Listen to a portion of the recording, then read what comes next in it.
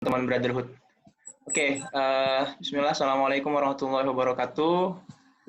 Selamat malam rekan-rekan semua. Terima kasih sudah mau meluangkan waktunya untuk hadir di salah satu seri dari Brotherhood Live Talks ya. Kalau teman-teman ketinggalan seri-seri sebelumnya, teman-teman bisa cari seri sebelumnya itu kita bahas tentang bedah buku Sapiens yang dibawakan oleh Fajri. Ini Fajri ada nggak di sini nih? Nah, itu sudah ada di YouTube ya, series Fajri itu. Series Bedah Buku Sapiens bukan series Fajri ya. Series Bedah Buku Sapiens sudah ada di YouTube. Teman-teman kalau misalkan mau lihat bagaimana Fajri mengupas buku itu dengan pisau intelektualnya, bisa silahkan mampir ke YouTube Brotherhood Live Talks. Oke. Hari ini mungkin melanjutkan sedikit dari pertanyaan sesi terakhir ya. Sesi terakhir itu ada satu pertanyaan yang cukup menggugah gitu. Dari segala hal yang dituliskan oleh Harari sebagai penulis Sapiens, ada satu pertanyaan yang diajukan oleh Harari terkait dengan perkembangan manusia dari mulai nomaden hingga sampai kita advance in technology ini. Ada satu pertanyaan yang sangat menggugah ya menurut saya, dan menurut Ical juga pasti, yaitu adalah apakah dengan perkembangan manusia yang semakin advance ini, semakin maju dari segi teknologi, dari segi perkembangan ilmu pengetahuan, apakah kita semakin bahagia atau tidak gitu. Nah, itu pertanyaan yang coba dilanjutkan oleh saya pada sesi malam hari ini. Kita kupas sama-sama melalui kacamata kepuasan hidup gitu. Jadi kalau tadi Ridwan Haidar bertanya, jadi sebenarnya kepuasan hidup dari konsep psikologisnya itu seperti apa? Konsep utama dari kepuasan hidup itu adalah kebahagiaan.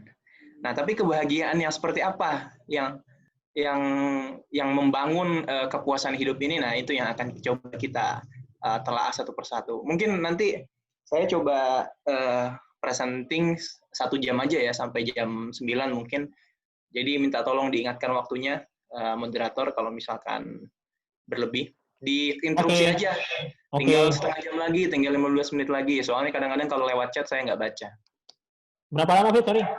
Sampai jam 9 aja. Sampai jam 9 aja. Siap. Nanti kita perbanyak diskusi aja. Oke. Gitu. Sebelumnya saya mau sharing dulu terkait dengan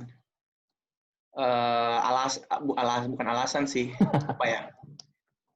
Salah satu inspirasi saya. Ini juga ditulis bersama dengan Faisal. Ada juga di sini. Oh, ini bergema ya di saya ya? Iya, tadi ada yang belum di-mute. Oke, sudah.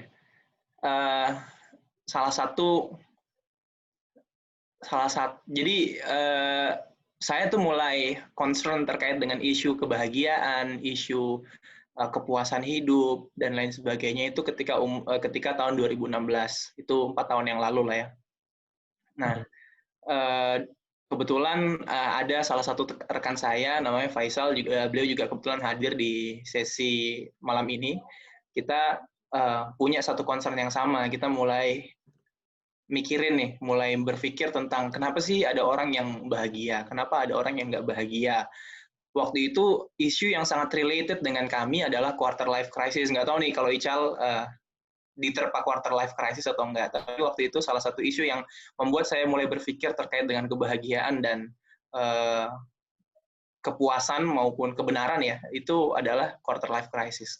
Kenapa sih kok ada satu fase ya dalam kehidupan kita yang di situ kita sangat khawatir terkait dengan kemampuan kita, terkait dengan masa depan kita, terkait dengan apakah kita bisa sukses ke depan, atau apakah kita bisa bertahan hidup dengan baik ke depan, atau ketika kita membandingkan diri kita dengan rekan-rekan kita yang satu level, oh dia udah mencapai ini, kok saya belum, dia udah mencapai, ada rekan saya yang di usia yang sama seperti saya, 24 tahun, dia udah jadi founder satu startup. Tapi di satu sisi kita juga bisa lihat ada orang-orang yang secara achievement mungkin tidak setinggi mereka gitu. Nah, pertanyaan-pertanyaan itu kemudian kita rumuskan, kemudian kita coba jawab melalui sebuah buku. Buku ini belum, ini saya nggak mau promosi sebenarnya. Buku ini belum, karena buku ini tidak ada di toko buku manapun, kita lagi pikirkan cara agar buku ini bisa diakses oleh semua orang dengan harga yang lebih murah, tanpa merusak lingkungan, tanpa printed kertas gitu ya. Jadi kita pengen coba jual e-booknya. Itu kan, jadi lebih ramah lingkungan. Di satu sisi kita juga ingin mendukung cita-cita lingkungan hidup yang lebih baik gitu. Nah, tapi nanti ada part-part dalam sesi kali ini yang akan menggunakan perspektif The Eternal Journey dalam menelaah atau mengupas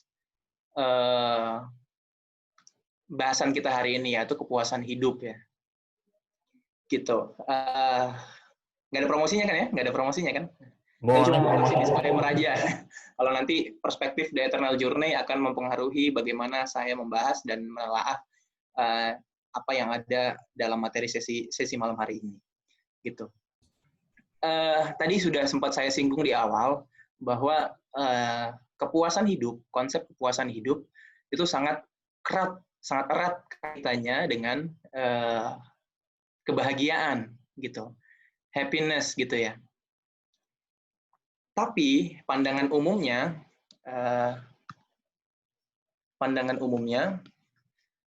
banyak sekali orang yang menyamaratakan, mengequate ya, well-being with pleasure and happiness gitu.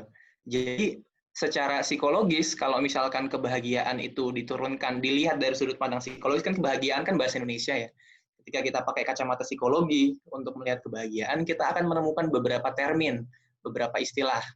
Istilah yang pertama adalah well-being, kemudian ada pleasure, kemudian ada happiness.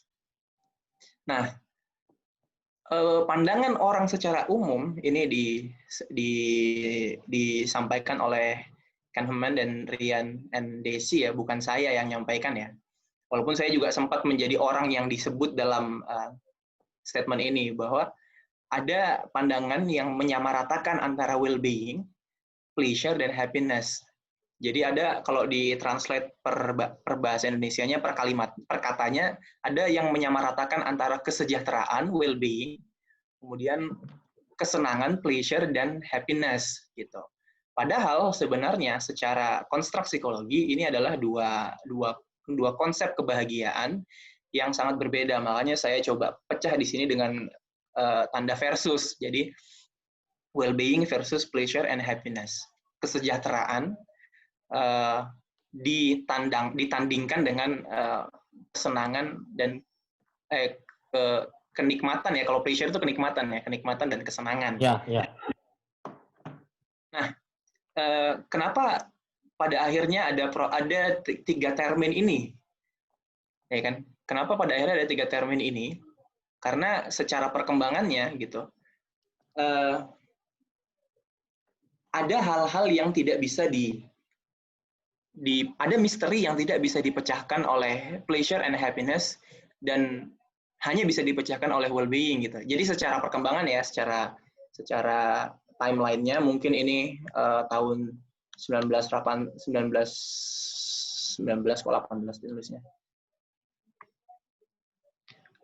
Tahun 1900 ini tahun 2000-an.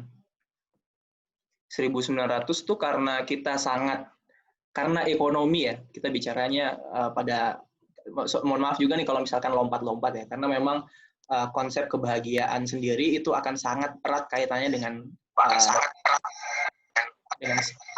konteks sosial, dengan nilai-nilai yang ada di situ. Sudah tidak bergema ya? Oke. Karena 1900 sampai mungkin 1980-an itu ekonomi dunia ini didrive oleh kapitalisme, oleh hal-hal yang sifatnya growth yang kemarin disinggung oleh Fajri dalam Sapiens, di mana sangat materialistis sekali pendekatannya untuk menyelesaikan masalah, maka banyak hal-hal yang berkaitan dengan kebahagiaan itu stimulus oleh pleasure and happiness gitu. Tapi di satu sisi pleasure and happiness tidak bisa menjawab isu-isu tertentu, misalnya dalam isu motivasi. Jadi ini satu disclaimer lagi ya, satu disclaimer bahwa bahasan pada malam hari ini itu adalah bahasan integral. Bukan karena kebahagiaan, kemudian well-being, pleasure and happiness itu adalah hal-hal yang sangat dipengaruhi oleh faktor-faktor lain dan sangat mempengaruhi faktor-faktor lain. Contohnya kebahagiaan akan mempengaruhi mood, ya kan? Mood akan mempengaruhi motivasi dan lain sebagainya. Gitu. Nah, dalam konteks isu yang tidak bisa dijawab adalah pleasure dan happiness yang yang sangat didrive oleh reward and punishment itu tidak bisa menjawab kenapa sih ada karyawan, karena saya konsultan HR jadi mungkin bicaranya karyawan gitu ya. Kenapa sih ada karyawan yang tidak bisa achieve lebih tinggi lagi walaupun dia di-pay dengan bayaran yang paling tinggi gitu. Sementara di satu sisi ada perusahaan yang membayar CEO ya, waktu itu studi komparasinya CEO yang bayarannya sebenarnya tidak setinggi yang sebelumnya, tapi dia bisa achieve something. Achieve lebih banyak daripada orang yang dibayar dengan CEO yang dibayar dengan bayaran yang lebih tinggi itu. Kenapa? Kenapa pleasure dan happiness itu tidak bisa mendrive motivasi seseorang dan lain sebagainya. Sehingga jangan-jangan ilmuwan dalam konteks industri dan organisasi, psikologi industri dan organisasi mulai mempertanyakan seperti kita butuh alternatif solusi nih terkait dengan pleasure and happiness. Nah, sehingga muncullah konsep well-being di tahun 1996 lah ya. Mulai populer tuh pertama kali diajukan ya melalui psikologi positif 1996, kemudian mulai populer di tahun 2000. Jadi konsep well-being secara psikologis ini konsep yang cukup baru ya. Tapi ya mungkin walaupun setua kita juga usianya 20 setua saya ya 24 tahunan karena lahir di 96, tapi masih banyak hal-hal yang perlu dieksplor seperti itu. Ini dari segi pandangan umum dan perkembangannya gitu. Nah, kebahagiaan ya tadi ya, karena kebahagiaan hidup itu bicara terkait dengan konsep kepuasan hidup itu bicara tentang kepuasan. Konsep kepuasan hidup itu bicara tentang kebahagiaan. Nah, dalam termin psikologi itu kebahagiaan itu bukan termin psikologi ya, termin filsafat yang dipinjam oleh psikologi. Kalau tadi ada well-being, ada pleasure and happiness. Nah, termin filsafatnya itu adalah eudaimonia, hedonia, dan engagement. Gitu. Engagement ini sebenarnya termin yang diajukan baru juga tahun 1996. Tahun 1990 sih sebenarnya. Gitu. Nah, kita akan coba kupas satu-satu 3 termin ini ya. Yang pertama adalah eudaimonia. Nah, eudaimonia itu relate ke well-being, ke kesejahteraan. Jadi eudaimonia, jadi sebenarnya baik eudaimonia maupun hedonia itu sudah didiskusikan oleh para filsuf Yunani ya di ratusan atau ribuan tahun yang lalu. Makanya di sini Aristoteles menyatakan bahwa kebahagiaan itu bisa dicapai kalau misalkan ada orang yang berhasil mengkultivate personal strength. Jadi orang tuh bisa cultivate itu apa ya? Memanen gitu ya, memanen. Betul. Tapi kan memanen itu sebelum dipanen kan harus ditanam, ya kan? Ada benih-benih yang kita pilih, yang kita tanam, kita rawat sampai berbuah, kemudian kita panen. Apa yang dipanen? Yaitu personal strength. Jadi orang tuh bakal bahagia kalau dia berhasil memanen, mengambil dari dalam dirinya hal-hal yang kuat dan digunakan untuk berkontribusi untuk greater good, untuk hal-hal yang sifatnya kebaikan-kebaikan yang lebih tinggi lagi, kebaikan-kebaikan yang lebih besar lagi, gitu. Greater good ini akan sangat bervariasi berdasarkan konteks sosial, gitu ya. Nanti kita di contohnya kita akan lihat bagaimana eudaimonia ini sangat dilematis konsepnya, gitu ya. Kemudian oleh Waterman tahun 1993 juga disampaikan bahwa eudaimonia ini mengacu kepada acting in accordance with one's inner nature and deeply held values. Jadi kurang lebih mirip-mirip juga dengan apa yang disampaikan oleh Aristoteles, cuman kalau ini bahasanya lebih teknis ya. Berperilaku berdasarkan inner nature-nya seseorang. Seseorang itu siapa sih gitu kan? Di alam ini, di dalam dunia ini dia itu siapa? Dan deeply held values, dan dalam acting-nya itu seseorang megang teguh value-value kebaikan, kebenaran, baik, buruk, dan lain sebagainya. Nah, eudaimonia itu bicara tentang hal-hal yang seperti itu. Kemudian, ini yang cukup sering dipakai di psikologi ya, pendekatannya Riff dan Case, the realization of one's true potential. Jadi kurang lebih sama aja sebenarnya. Kita punya potensi, kita realisasikan. Itu kemudian menghasilkan kebahagiaan yang sifatnya eudaimonistik gitu ya. Kemudian Riff juga 1989, the experience of purpose or meaning in life. Jadi relate dengan greater good ini ya.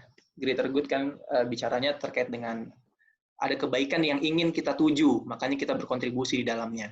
Nah, kalau Riff melanjutkan dengan bahasa yang lebih teknis, itu purpose meaning in life gitu. Nah, eudaimonia ini nggak bicara sama sekali terkait dengan uang, nggak bicara sama sekali terkait dengan rumah yang mewah, nggak bicara sama sekali terkait dengan apalagi mobil yang fancy gitu ya, nggak bicara sama sekali terkait dengan feed Instagram yang oke, yang kece, nggak bicara sama sekali terkait dengan apalagi kira-kira liburan yang seru gitu ya, ke Bali lah, ke Jepang dan lain sebagainya. Nggak bicara tentang itu. Eudaimonia itu nggak bicara tentang itu. Eudaimonia itu bicara tentang saya punya personal strength apa, saya inner nature-nya apa, saya true potential-nya apa, itu yang saya panen, itu yang saya tanam, saya kasih pupuk, saya siramin, saya rawat dari hama, kemudian sampai itu tumbuh, kemudian itu yang saya panen dan saya gunakan untuk kebaikan yang lebih baik, lebih luas, greater good. Gitu. Ini kalau misalkan ada yang mau ditanya, nanti boleh dijapri aja ke moderator ya, ke Ridwan Haidar. Biar saya bisa efektifkan waktu untuk presenting. Itu ya teman-teman. Itu konsep eudaimonia. Jadi dia tidak bicara tentang uang dan lain sebagainya, tapi dia bicara tentang apa yang ada di dalam diri kita dan bagaimana kita memanen itu untuk kebaikan yang lebih luas, gitu. Nah, pertanyaan-pertanyaan yang paling mendasar untuk seseorang bisa menemukan atau mencapai eudaimonistic happiness-nya, eudaimonistic kepuasan eudaimonistiknya adalah kurang lebih ada 4 pertanyaan ini yang saya coba rumuskan bersama dengan Ical di buku The Eternal Journey. Yang pertama, saya siapa? Kemudian kenapa saya di sini? Di sini itu di dunia. Kalau kita mau, berarti kan ada 2 tuh pertanyaan jawabannya, antara dicipta atau tercipta secara kebetulan ya kan. Kalau dicipta buat orang-orang yang percaya Tuhan, kalau tercipta secara kebetulan itu buat orang-orang yang menganut Darwinisme dan coincidence creation of universe gitu kan. Kemudian ketiga adalah apa tujuan saya dalam hidup ini gitu. Di sini tuh saya tujuannya apa. Kemudian pertanyaan terakhir ini yang saya sengaja bagi ya, 3 pertanyaan di atas dan 1 pertanyaan di bawah. 1 pertanyaan di bawah ini berkaitan dengan dunia. Dunia ini buat saya itu apa sih? Gitu.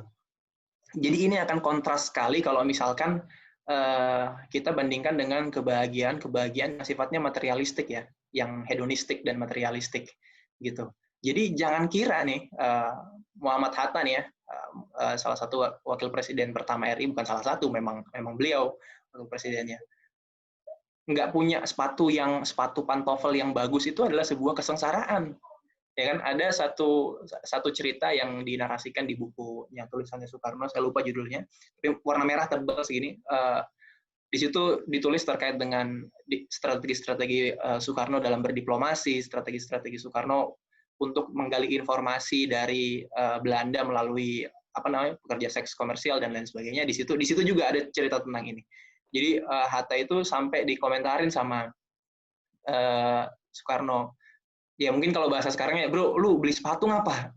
Itu sepatu udah bolong gitu. Jalan nggak apa-apa lah. Saya ingin uang yang saya miliki ini, saya ingin untuk kebermanfaatan yang lebih luas aja gitu.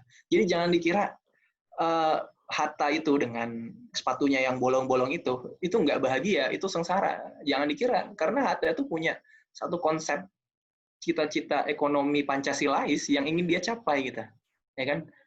Atau jangan kita kira Muhammad Nasir itu ya, salah satu diplomat awal-awal Indonesia merdeka, itu ketika pergi ke Singapura, dalam bukunya Tonggak-Tonggak Perjuanganku, di situ dituliskan bahwa Nasir itu ketika berusaha meminta pengakuan de jure terkait dengan kemerdekaan Indonesia itu dia pergi ke Singapura numpang kapal dagang gitu. Kemudian di Singapura tidur di sebagai gelandangan. Itu jangan kira seperti itu nggak bahagia, itu justru beliau merasakan kebahagiaan yang sangat karena dia sedang berusaha mengejar apa yang ingin dicita-citakannya. Dia sedang mengejar kebebasan dirinya maupun kebebasan bangsanya gitu.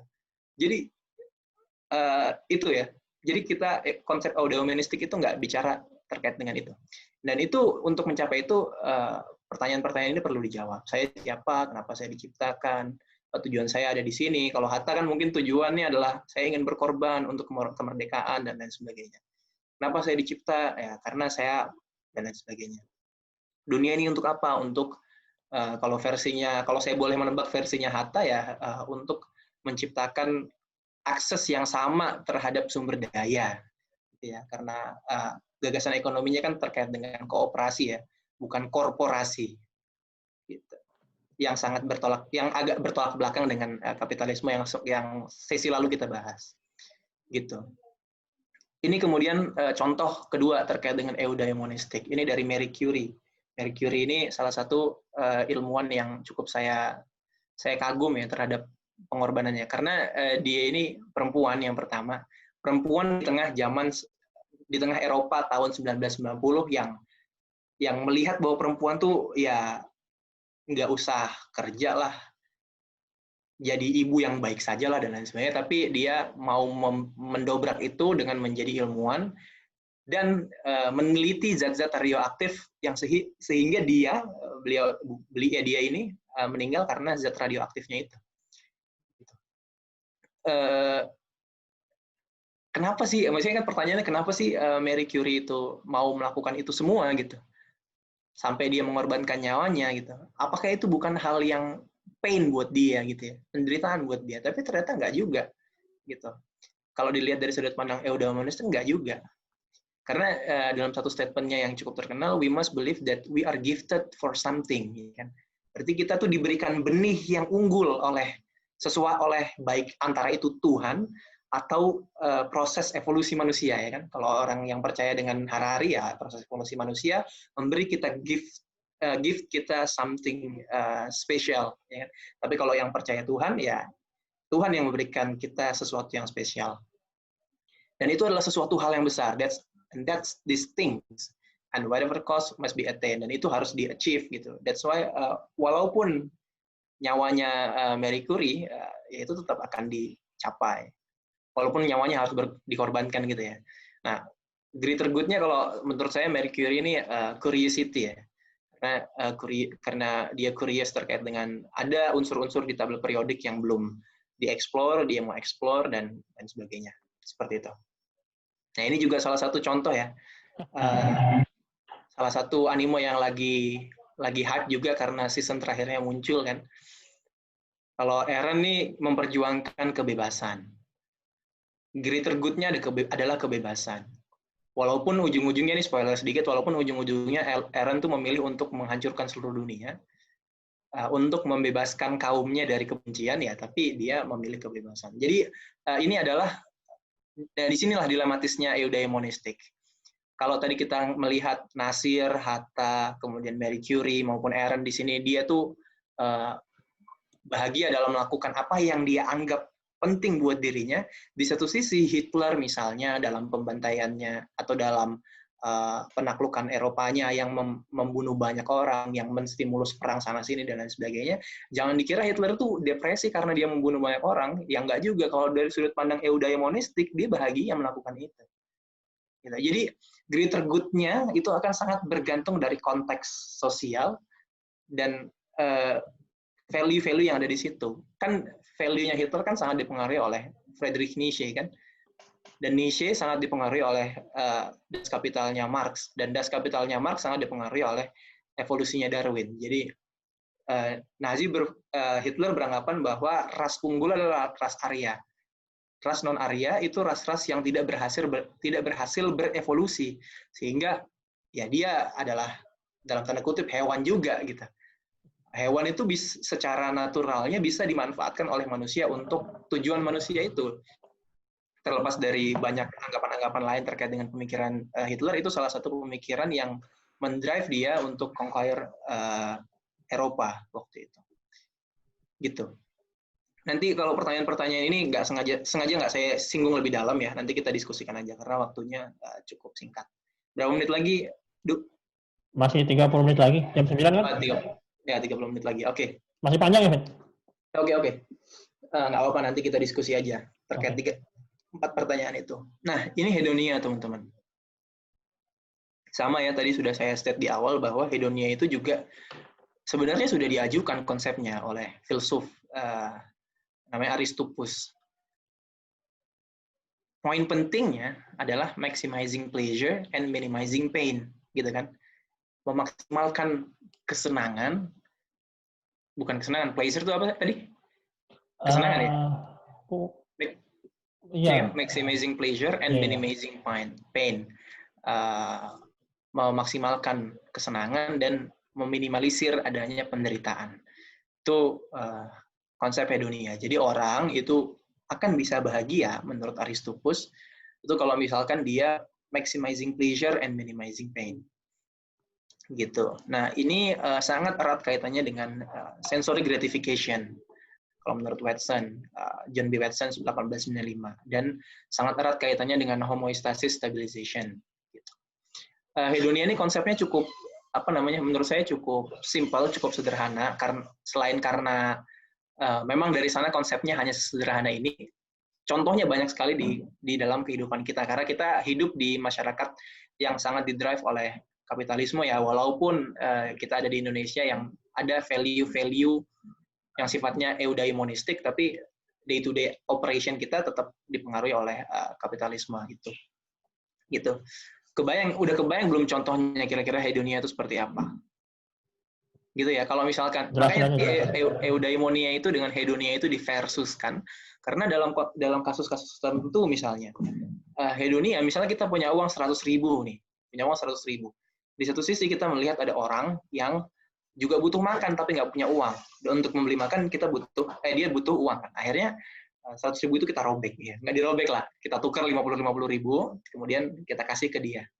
Nah, kita bisa bahagia seperti itu dengan cara eudaimonia karena kita bermakna gitu kan buat orang lain. Kita punya greater good, tapi itu tergantung greater good kita juga gitu ya.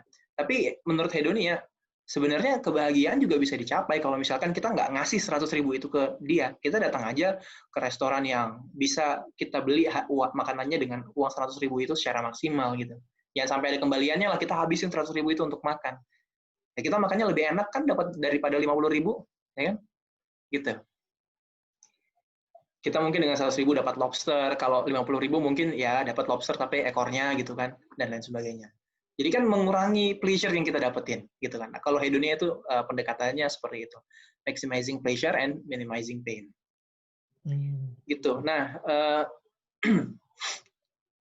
karakteristik hedonia itu adalah ada kepuasan sensori yang saat itu juga kita dapatkan, gitu. Misalnya kita lapar nih, atau bukan lapar sih, ya lapar mata lah.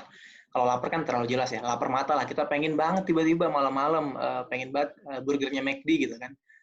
Gara-gara tiba-tiba di Instagram kita ke pop up diskon McD dan gambar burgernya yang luar biasa menggiurkan itu kan. Akhirnya ya udah kita beli. Tapi pada saat kita makan itu ada satu rasa senang, ada sensasi kesenangan muncul gitu kan. Tapi ketika gigitan kedua, gigitan ketiga, gigitan keempat itu akan mulai berkurang gitu. Jadi immediate sensory gratification. Nanti teman-teman juga bisa baca literaturnya terkait dengan pizza pizza teori atau apa ya, kurang lebih seperti. Jadi ada ekonom yang berusaha meneliti apakah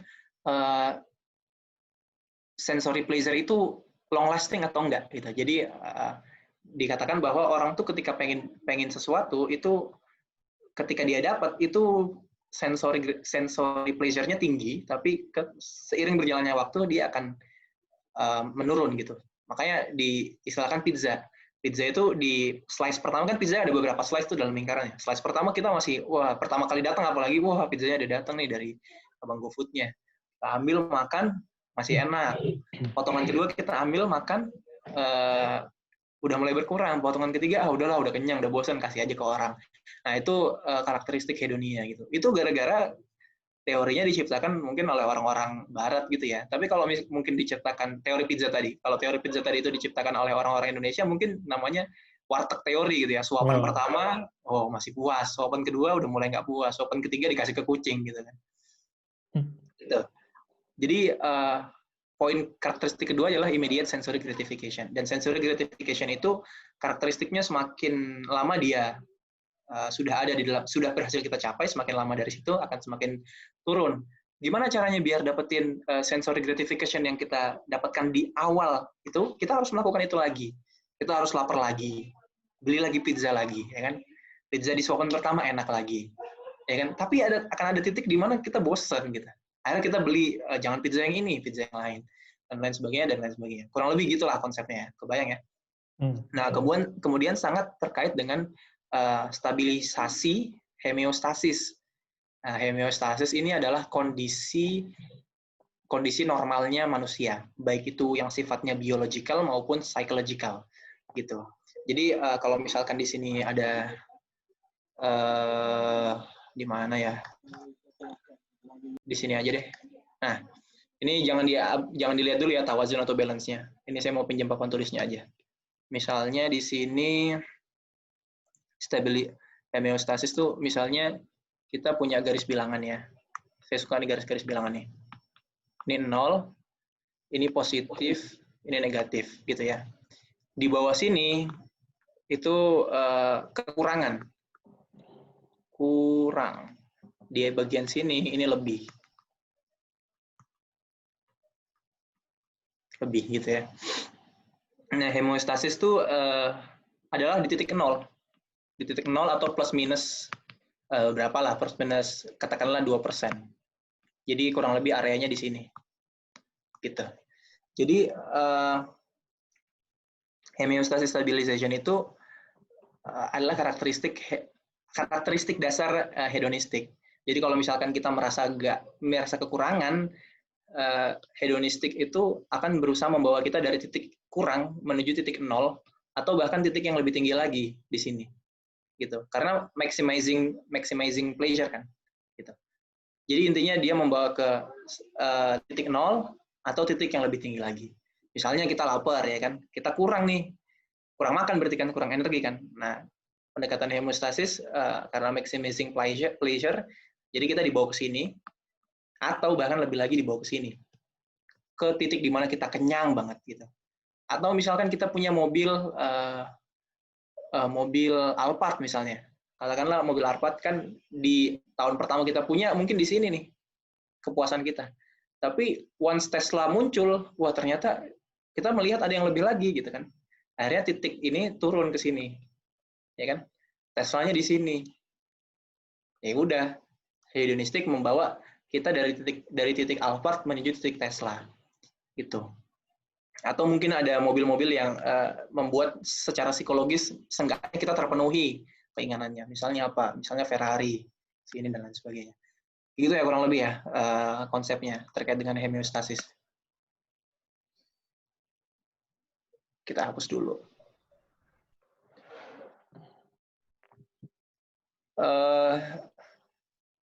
Homeostasis ini sangat erat.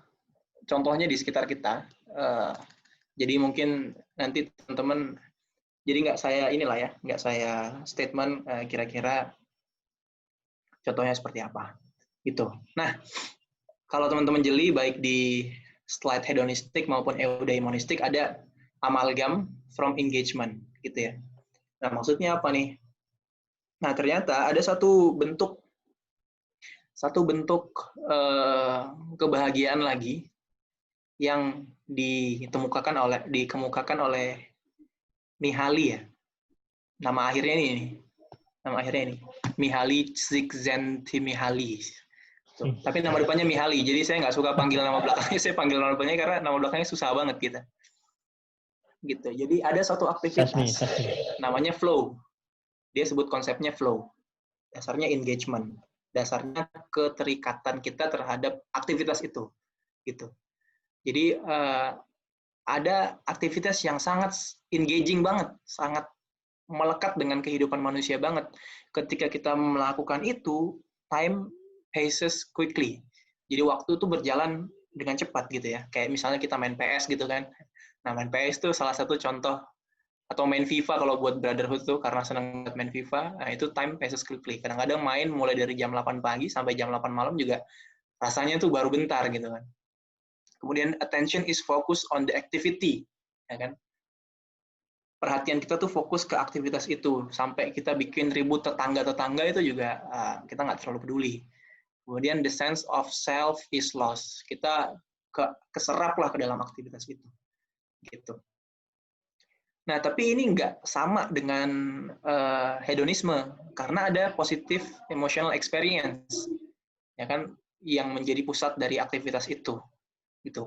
Kan kalau hedonisme nggak bicara positive emotional experience, dia bicara tentang positive pleasure experience, jadi kesenangan, sensory gratification, gitu kan bicaranya. Nah, dia berbeda dengan hedonisme, karena ketika kita melakukan aktivitas-aktivitas yang engagement ini, yaitu bisa bentuknya kerja, main game, melakukan hobi, dan lain sebagainya, itu ada emotional experience, positive emotional experience yang muncul di situ. Gitu. Tapi ini juga berbeda dengan meaningful, berbeda dengan well-being ya. Well-being tuh related juga dengan meaningful. Well-being, meaningful, kemudian eudaimonistik itu satu kubu lah, satu kubu. Ini agak berbeda dengan pursuit of meaningful life atau eudaimonistic life. Can at times produce flow for some individual. Contohnya adalah kita volunteer untuk membuat sup ayam gitu ya. Kemudian not all itu meaningful karena kita helping kan, kita volunteering ya kan. Tapi not all flowing producing activity are meaningful. Nggak semua aktivitas yang flowing itu meaningful. Contohnya adalah main kartu, playing bridge, or main Scrabble. Main Scrabble itu kan atensi kita terabsorb tuh ke aktivitasnya. Karena kalau nggak ya waktu kita habis nanti, kita nggak dapat poin ya kan. Kerja juga gitu kan. Ada pekerjaan-pekerjaan yang mungkin tidak connect to greater good, ya kan. Tapi ada juga. Nah, itu agak perlu dipilah-pilah tuh untuk menentukan apakah itu engagement atau enggak. Gitu. Jadi ada satu jenis aktivitas lagi, ada satu jenis kebahagiaan lagi yang disebut engagement. Orang tuh bisa bahagia kalau dia bisa menemukan aktivitas yang membuat orang itu atensinya keabsorb, kemudian dia ngerasa dia nggak peduli dengan waktu ketika melakukan hal itu gitu. Nah ini kalau saya boleh mention contohnya adalah ya kalau kita main game, atau di satu sisi kalau kita lagi kerja dan seru-serunya kerja ya, lagi kerja terus seru banget kerjaannya, nah itu kita ngerasakan itu. Atau misalkan melakukan hobi kita, traveling misalnya hobinya dan lain sebagainya. Makanya kalau liburan itu rasanya cepat banget, itu mungkin karena liburan adalah aktivitas yang flow. Aktivitas yang engagement, kita masuk ke dalam tahap atau fase flow gitu, nah, disebutnya flow. Gitu. Nah, almost 15 minutes more. Oke. Nanti ajalah dibahas di akhir. Nah, kemudian kepuasan hidup tadi ya ditinjau dari perspektif Islam.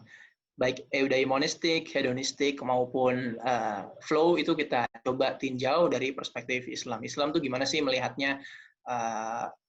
Kita lihat nanti lah ya. Nah, pertama eudaimonistik dulu. Secara umum ya, kalau nanti ini judgement saya pribadi, kalau teman-teman merasa ada yang kurang pas, teman-teman bisa ajukan, nanti kita diskusi. Jadi secara umum Islam tuh udah menyediakan sumber-sumber eudaimonnya, gitu. Entah itu tujuan hidup maupun alasan hidup, gitu ya. Jadi Islam tuh udah menyediakan tujuan hidupnya. Kalian tuh hidup untuk ini. Alasan hidup kalian itu adalah ini. Berbeda dengan filsafat atau sains yang hanya mendorong orang untuk mencari. Jadi orang itu kalau menurut filsafat dan sains itu disuruh untuk mencari alasan-alasan kenapa dia hidup maupun tujuan-tujuan kenapa dia hidup, gitu. Berbeda dengan agama atau Islam ya, yang sudah dikasih ini tujuan kalian untuk hidup tuh ini sih, ini loh, alasan kalian untuk hidup tuh ini loh, gitu. Nah, karena tadi kan saya sempat mention ya, tema-tema eudaimonia itu ada 4 pertanyaan ya. Saya siapa, kenapa saya di sini, apa tujuan saya, dan dunia ini ada untuk apa. Kurang lebih ini yang akan kita coba kita menggunakan kacamata ini untuk kita coba breakdown bagaimana Islam melihat eudaimonia gitu. Nah, saya siapa itu sebenarnya sudah, kan karena Islam ya kita mengacunya ke Al-Quran, kemudian hadis, kemudian best practice-nya para sahabat gitu kan. Kalau menurut saya siapa itu bisa dipandang dari pertanyaan saya siapa itu bisa dipandang dari dua sudut pandang lagi ya, atau menjadi 2 poin lah jawabannya. Yang pertama dipandang dari sudut pandang syariah,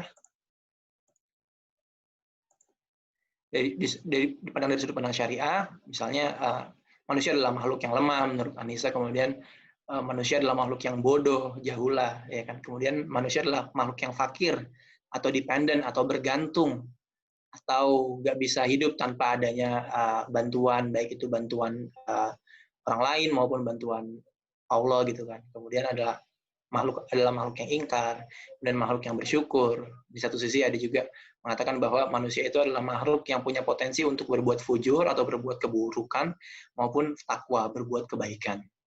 Gitu ya. Itu dan akan ada banyak sekali jawaban dari pertanyaan saya siapa menurut syariat. Kalau ini saya mention yang lebih banyak, mention yang mungkin negatif-negatifnya ya, tapi yang positif-positifnya juga ada. Nah, itu bisa dieksplor sendiri lah. Kemudian, pertanyaan saya siapa juga bisa mengacu ke ketika kita memandang diri sendiri, kita akan menemukan hobi, passion, visi atau misi hidup di dunia, gitu ya. Nah, hobi dan passion maupun visi dan misi di dunia ini akan masuk ke dalam kategori eudaimonistik kalau misalkan itu connect to greater good. Tapi kalau misalkan itu nggak connect ke greater good, ya itu nggak akan masuk ke dalam situ.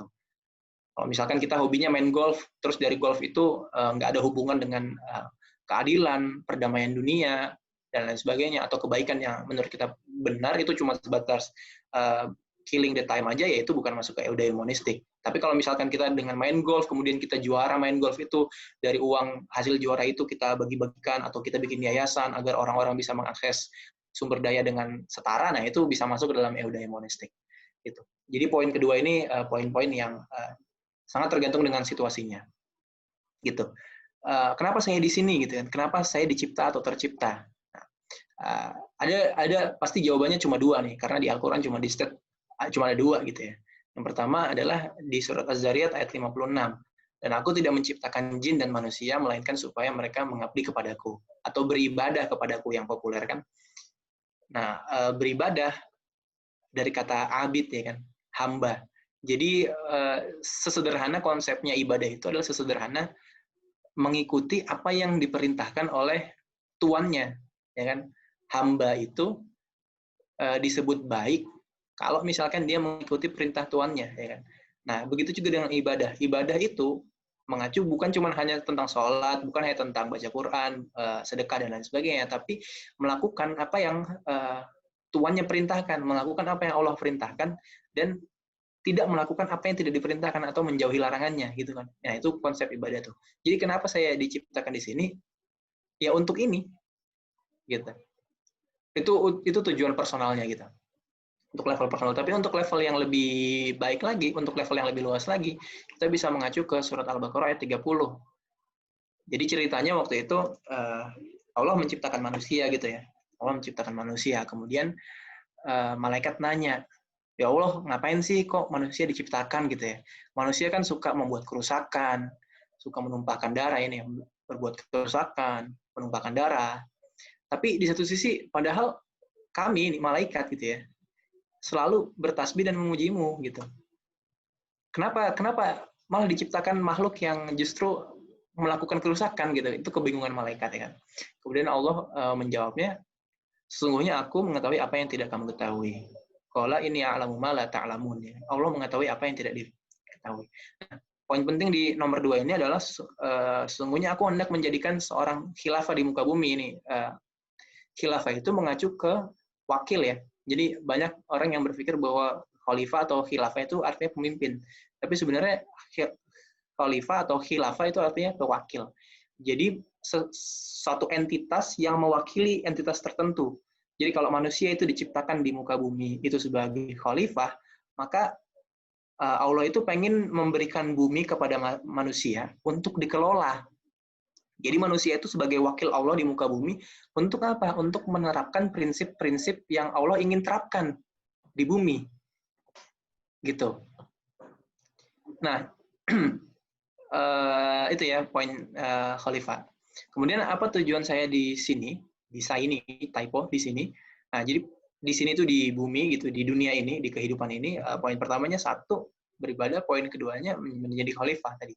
Oke, sorry, Jadi wakil Allah dalam, kenapa? 10 more minutes.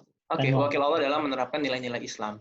Ya, nilai Islam itu ada nilai-nilai ketuhanan, kemanusiaan, persatuan, keadilan, dan lain sebagainya, dan nilai-nilai lainnya gitu.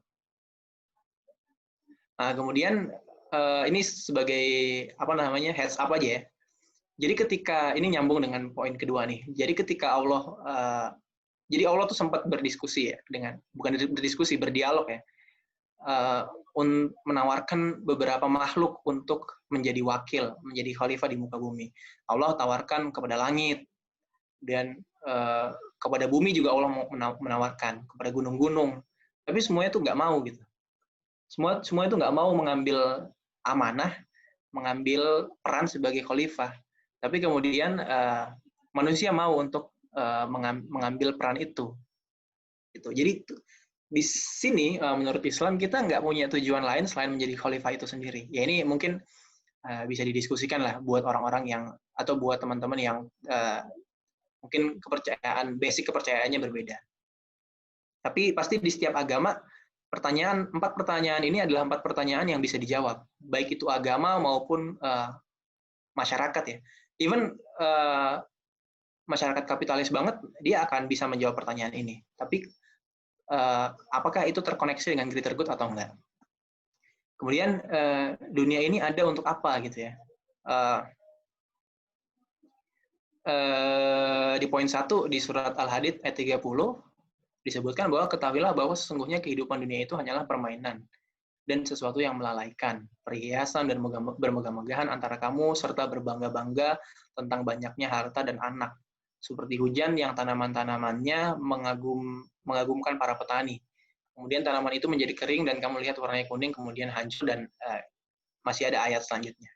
Gitu. Jadi Islam melihat bahwa, atau seharusnya Muslim melihat bahwa dunia ini bukan tempat kita serius gitu ya. Dunia ini pemanasan gitu. Karena akan ada kehidupan setelah dunia. Dan di dalam dunia ini kita diminta oleh Allah untuk menegakkan prinsip-prinsip ini tadi. Prinsip-prinsip Islam itu ketuhanan, kemanusiaan, dan persatuan, keadilan, dan lain-lain sebagainya. Nanti bisa kita rinci lagi lebih dalam terkait dengan nilai-nilai ini. Gitu. Kemudian ini juga nih, biasanya surat Al-Mulk ayat 2 ini bisa dipakai buat kita menghibur diri kalau misalkan kita tuh lagi capek ya untuk menjalani hidup ini gitu. Karena mungkin terlalu banyak kegagalan dan lain sebagainya. Terlalu banyak underachievement kalau misalkan kita pakai tolak ukur achievementnya hedonistik gitu ya. Yang menciptakan mati dan hidup untuk menguji kamu. Siapa di antara kamu yang baik amalnya. Gitu. Jadi dunia ini adalah ujian.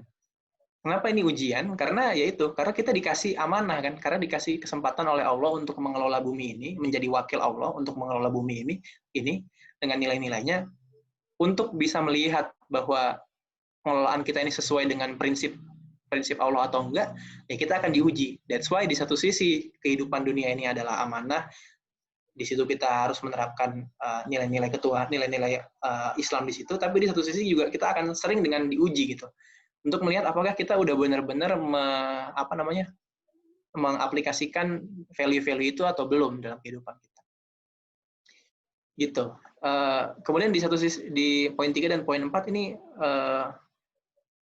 ruhnya sama, intinya nggak usah terlalu fokus on dunia gitu ya, nggak usah terlalu fokus on dunia. Misalnya di nomor 3 di hadis Rasul diriwayatkan oleh Muslim, demi Allah sungguh dunia ini lebih rendah dan hina bagi Allah daripada bangkai anak kambing untuk kalian. Jadi ini ceritanya Rasul lagi di pasar gitu ya, kemudian ada bangkai kambing gitu kan di tengah jalan itu. Kemudian Rasul nanya ke pedagang-pedagang di situ, apakah di antara kalian ada yang ingin menjual anak kambingnya seharga satu dinar gitu ya? Itu kan harga yang saya lupa tuh 1 dinar atau 1 dirham, kayaknya 1 dinar deh. Itu kan murah ya hitungannya, anak kambing dijual 1 dinar. Terus para pedagang bilang, enggak lah, nggak mau, ngapain, rugi dong gitu. Kemudian Rasul bilang, sesungguhnya dunia itu lebih rendah daripada bangkai anak kambing ini yang ada di sini.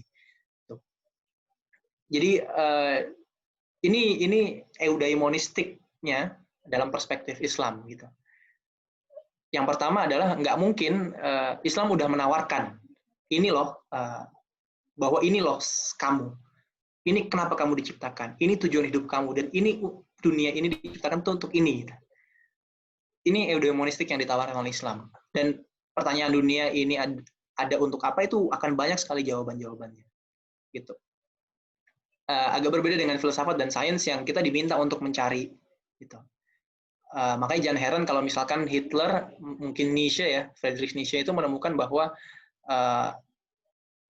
siapa saya adalah Uberman, saya adalah manusia super yang berhasil mengungguli manusia-manusia lainnya, yang berhasil mengungguli makhluk-makhluk lainnya, sehingga saya adalah superior dibandingkan yang lain.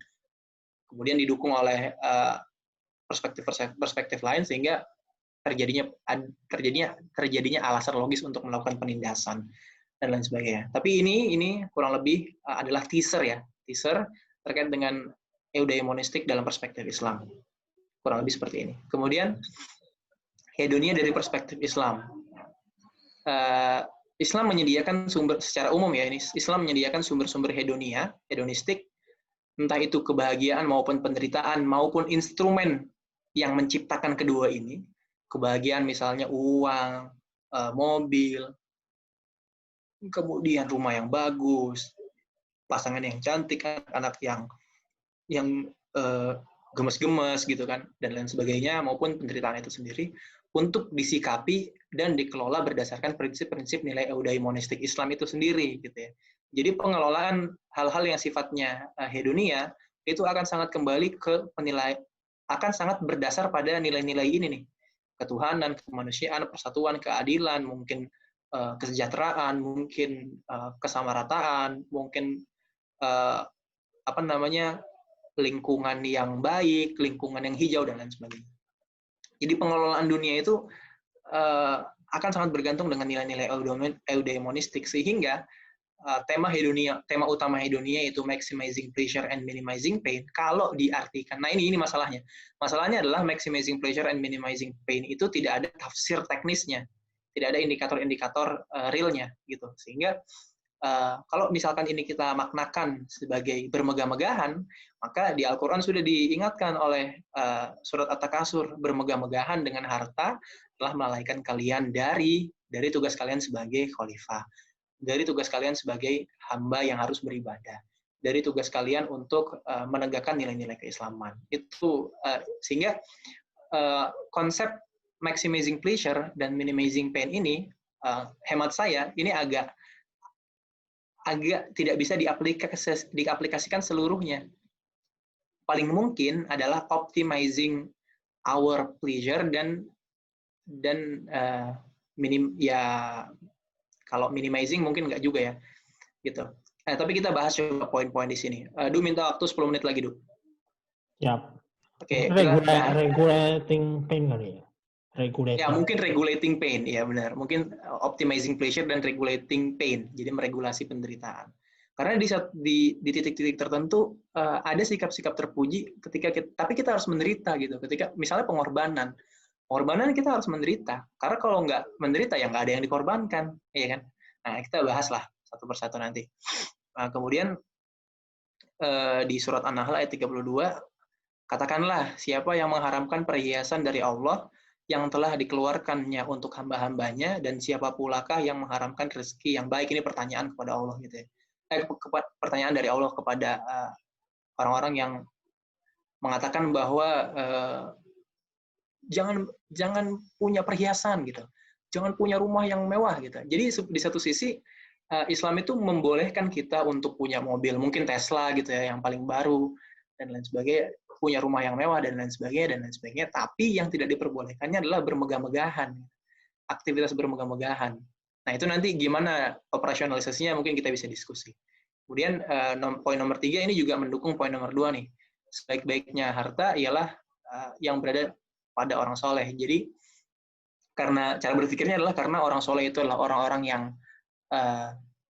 bisa mengontrol dirinya untuk terus menegakkan value-value ini, ya kan? Value-value ini, maka kalau dia punya harta, dia punya dunia, dia punya sumber daya yang bisa memaksimizing pain, pleasure dan minimizing pain dia nggak akan menggunakan untuk maximizing pleasure dan minimizing pain itu.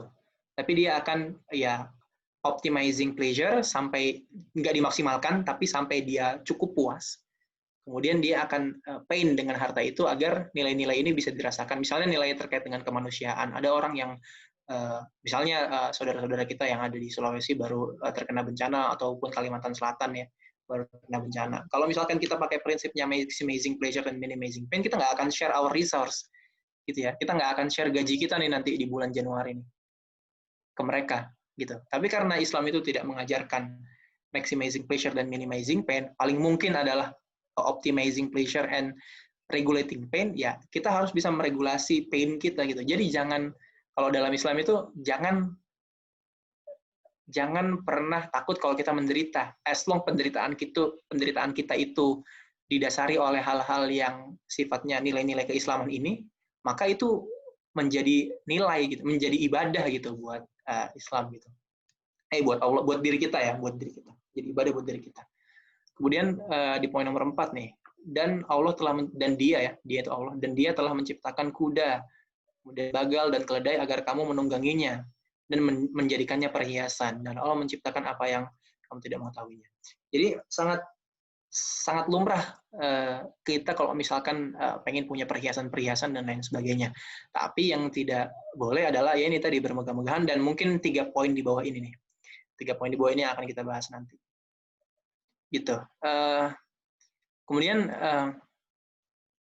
terkait dengan negasi maximizing pleasure dan minimizing pain ini dicontohkan juga oleh best practice-nya ya, oleh Ikrimah bin Abu Jahal, Suhail bin Amr, dan Haris bin Hisham di perang Yarmuk. Jadi jadi itsar itu konsep mendahulukan orang lain. Jadi dalam Islam itu ada konsep itsar, konsep mendahulukan orang lain, gitu. Mendahulukan orang lain dalam konteks perang Yarmuk ini adalah ketika Ikrimah, Suhail, dan Haris ini setelah selesai perang mereka terkapar gitu ya karena ada banyak luka dan kelelahan gitu. Kemudian ada salah satu sahabat yang mendengar Ikrimah bilang air gitu, gue mau air, saya mau air gitu ya. Akhirnya sahabat itu mendekati Ikrimah dengan membawa air, sebotol air gitu ya. Kemudian ketika mau diminumkan, Ikrimah mendengar Suhail mengatakan air, saya mau air gitu ya. Kemudian Ikrimah bilang ke sahabat yang bawa air itu kasih aja ke sahabat saya Suhail di sebelah sana. Akhirnya si pembawa air itu membawa air ke Suhail. Ketika Suhail mau diminumkan air, kemudian Suhail mendengar juga air yang dikatakan oleh Haris bin Hisham. Kemudian Suhail bilang, itu kasih aja ke Haris, kasih aja ke Bro Haris gitu lah ya, kalau bahasa Sandiaga Uno. Akhirnya si pembawa air itu membawa botol air itu ke Haris. Sebelum sampai Haris, ketika sampai Harisnya sudah keburu meninggal. Akhirnya si pembawa air itu kembali ke Suhail. Sampai di Suhailnya sudah meninggal. Akhirnya pembawa air itu kembali ke Ikrimah yang pertama kali minta air, tapi Ikrimahnya juga sudah meninggal. Di sini kan poin di mana kita nggak bisa tuh meminimizing pain, ya kan? Justru kita menerima pain untuk diregulasi. Kalau Islam tuh gitu ya. Nah, kemudian poin ke-6 tuh ada zuhud Nur Romdoni ya. Salah satu teman-teman, ini slide saya kenapa bisa ciamik begini karena didesain oleh Zuhud, salah satu anggota Brotherhood yang punya bisnis desain slide. Nanti teman-teman kalau misalkan pengen slide-nya keren kayak saya gini, kayak yang saya presenting ini, nah bisa kontak Zuhud. Nanti ada fee-nya lah. Kan kita berbisnis di sini ya, Hud ya. Gitu. Nah, banyak orang yang salah bukan salah sih, kurang tepat ya menurut cendekiawan Muslim, kurang tepat memaknakan zuhud. Zuhud itu cenderung dimaknakan menjauhi dunia, gitu. Padahal sebenarnya zuhud itu lebih tepat ketika dimaknakan lepasnya keterikatan hati dengan harta atau dengan dunia, dengan hal-hal yang sifatnya bisa memaximizing pleasure dan meminimizing pain. Kalau dalam konteks masyarakat kapitalisme ya uang lah. Uang kan punya daya tukar tuh. Daya tukar itulah yang membuat kita bisa membeli hal-hal yang bisa memaximizing pleasure dan meminimizing pain, ya kan? Jadi dari konsep zuhud ini sangat mungkin seseorang Muslim itu punya harta yang banyak sekali, tapi dia nggak terikat secara hati dengan hartanya itu. Jadi once ada orang yang datang mau minta hartanya, ya kasih. Ada orang yang datang mau minta hartanya lagi, kasih. Ada orang datang mau minta ilmunya, kasih. Ada orang datang mau minta apa, kasih. Kasih. Jadi nggak ada rasa berat untuk melepaskan faktor-faktor atau hal-hal yang bisa memaximizing pleasure dan meminimizing pain-nya. Mungkin ada, tapi mungkin ada ketika hartanya dikasih sekian miliar ke orang yang butuh atau ke yayasan yang butuh, mungkin ada pain yang muncul, tapi berhasil diregulasi, jadi berhasil melepaskan keterikatan hati dengan faktor-faktor maximizing pleasure dan minimizing pain itu. Gitu. Kemudian ini terakhir nih, ada kisah juga nih, salah satu best practice juga yang dicontohkan oleh Umar bin Khattab. Jadi Umar tuh pernah jalan-jalan ke kebun kurmanya, lagi supervising kebun kurmanya nih, gimana sih proses perkembangannya dan lain sebagainya. Kemudian karena asik jalan-jalan itu, terlambat sholat berjamaah di masjid. Gitu. Akhirnya Umar menyedekahkan kebunnya untuk masyarakat ya, untuk masyarakat yang ada di Madinah waktu itu. Ini bukti bahwa faktor-faktor yang memaximizing pleasure dan meminimizing pain itu tidak boleh melebihi value-value ini, ketuhanan, kemanusiaan, persatuan, keadilan, kesejahteraan, dan lain sebagainya. Kalau misalkan itu melebihi, itu adalah suatu hal yang keliru, dan Umar mempunish dirinya, mengingatkan dirinya dengan memberikan hal itu kepada masyarakat agar bisa dimanfaatkan oleh masyarakat secara optimal. Gitu. Coba ya bayangin kalau misalkan kita menggunakan cara kerja Umar, mungkin kita udah nggak punya apa-apa gitu ya, karena saking seringnya terlambat sholat berjamaah. Hari ini terlambat sholat berjamaah, kasih mouse. Besok terlambat sholat berjamaah, kasih laptop. Besok lagi terlambat lagi, kasih apa, sampai kita nggak punya apa-apa. Mungkin gitu joknya kali ya. Gitu. Terkait dengan hedonia ditinjau dari perspektif Islam. Nah, bagaimana kombinasi dari ketiganya? Saya sebelum masuk ke kombinasi itu, saya mau bahasin dulu. Jadi, ada hedonia, kemudian eudaimonia, dan engagement. Menurut penelitian yang dilakukan oleh Christian Peterson tahun 2005, itu adalah 3 konsep yang berbeda. Jadi hedonia tidak berhubungan dengan eudaimonia, tidak berhubungan dengan engagement. Gitu ya. Itu 3 konsep yang berbeda. Makanya kadang-kadang kita bisa melihat hal-hal yang bertolak belakang di antara hedonia maupun eudaimonia maupun dengan engagement. Ada hal-hal yang tidak bertolak belakang. Tapi satu aktivitas bisa ditinjau dari 3 perspektif itu. Nah, itu disebut dengan different concept. Kalau secara statistiknya, tiga ini nggak berkorelasi satu sama lain. Tapi ketika 3 konsep ini dikorelasikan kepada life satisfaction, kepada kepuasan hidup, gitu, kemudian itu berkorelasi secara positif. Jadi, menurut Peterson, orang itu akan punya kehidupan yang full, jadi dia fully life, itu kalau misalkan dia high score in pleasure, high score in engagement, and high score in meaning. Jadi dia pleasure-nya tinggi, hedonianya tinggi, eudaimonianya tinggi, engagement-nya tinggi. Tapi kalau misalkan dia empty life, orang itu akan punya empty life kalau misalkan dia nggak senang, nggak punya kesenangan, nggak punya pleasure, kemudian aktivitasnya juga dirasa sangat menyiksa karena dia harus melakukan ini, dia nggak punya hobi dan lain sebagainya, dan meaning-nya juga kosong. Dia nggak punya tujuan hidup, nggak punya alasan kenapa dia hidup di dunia ini. Gitu. Nah, tapi teman-teman, satu hal penting yang perlu sama-sama kita lihat adalah point regression ini. Regresi ke life satisfaction. Regresi ini artinya simpelnya yang memprediksi ya. Nanti Ical, kalau misalkan aku keliru di regresi, bisa diperbaiki. Karena Ical ini magister psikometri di UGM. Pleasure itu 50% memprediksi life satisfaction. Jadi hedonia itu memprediksi munculnya life satisfaction itu cuma 50%, 0,5. Sementara engagement atau flow, hobi kita, kemudian aktivitas-aktivitas yang membuat kita, atau mungkin pekerjaan kita, itu korelasi ke life satisfaction, regresi ke life satisfaction itu cuma 0,7 atau 0,8. Itu termasuk tinggi sih sebenarnya. Kemudian meaning, alasan kenapa kita hidup, tujuan kita hidup, dan lain sebagainya, nilai-nilai yang kita pegang, baik buruk yang ingin kita kejar, cita-cita dalam kehidupan kita maupun after kehidupan kita, itu ternyata yang berregresi kepada life satisfaction itu 0,8 atau 8% atau 80%. Nah, itu artinya keseimbangannya bukan 50-50 gitu. Bukan 50 ya. Berarti ya bukan 50-50 atau bukan 100-100 kan kalau regresi gitu. Keseimbangannya itu bukan mungkin ini sebentar, saya mau coret-coret sedikit. Ini mungkin kepuasan hidup ya, kepuasan hidup. Kemudian ini beregresi ke hedonia, eudaimonia, dan engagement. Ini EUD. Nah, kalau kita berpikir dampaknya hedonia, misalnya ini 1 nih, skor regresinya 1. Kalau skor regresinya 1 itu berarti 1 poin hedonia itu akan berdampak sama dengan dampaknya 1 poin di eudaimonia maupun engagement. Gitu. Padahal berdasarkan risetnya, hedonia itu cuman impact 0,5, eudaimonia impact 0,8. Engagement impact 0,7. Jadi butuh 2 poin atau 2 satuan hedonia untuk mengalahkan 1 poin eudaimonia. Ya kan? Karena kalau 2 poin hedonia kan jadinya 1. Sementara 1 poin eudaimonia kan tetap 0,8. Itu artinya di sini kalau kita bikin impact-nya ke kepuasan hidup, maka eudaimonia itu paling impactful. Kemudian yang kedua, engagement itu nggak terlalu, ya lebih di bawah eudaimonia, walaupun regresinya juga tinggi. Hedonia itu yang ketiga dari ketiga faktor ini. Nah, ini konsep balance-nya, konsep tawazunnya kalau dalam Islam.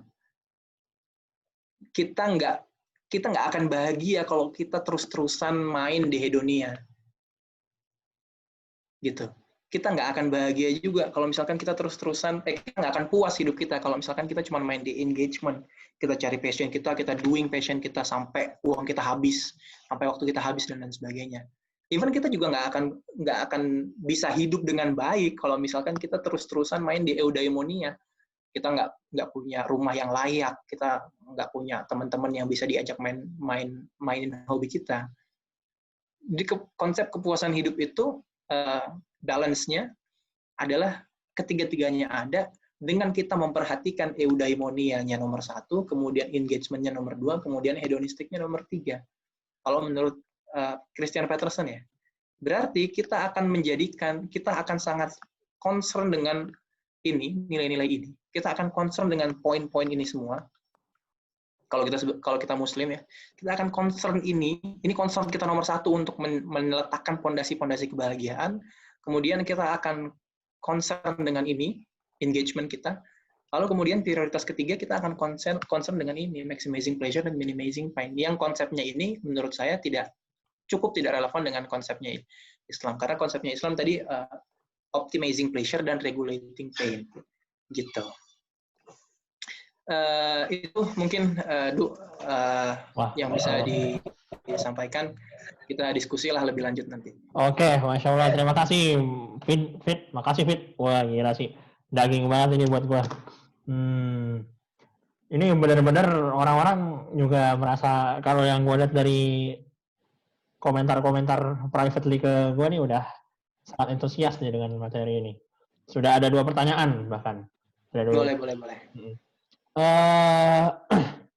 Oke, biar nggak lama-lama langsung aja kita masuk ke penanya pertama. Di sini ada Elsa Tamara.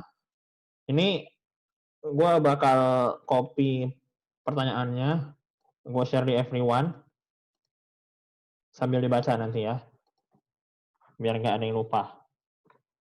Oke, pertanyaan dari Elsa. Setauku perspektif hedonis itu selanjutnya disebut juga dengan istilah subjective well-being dalam ilmu psikologi.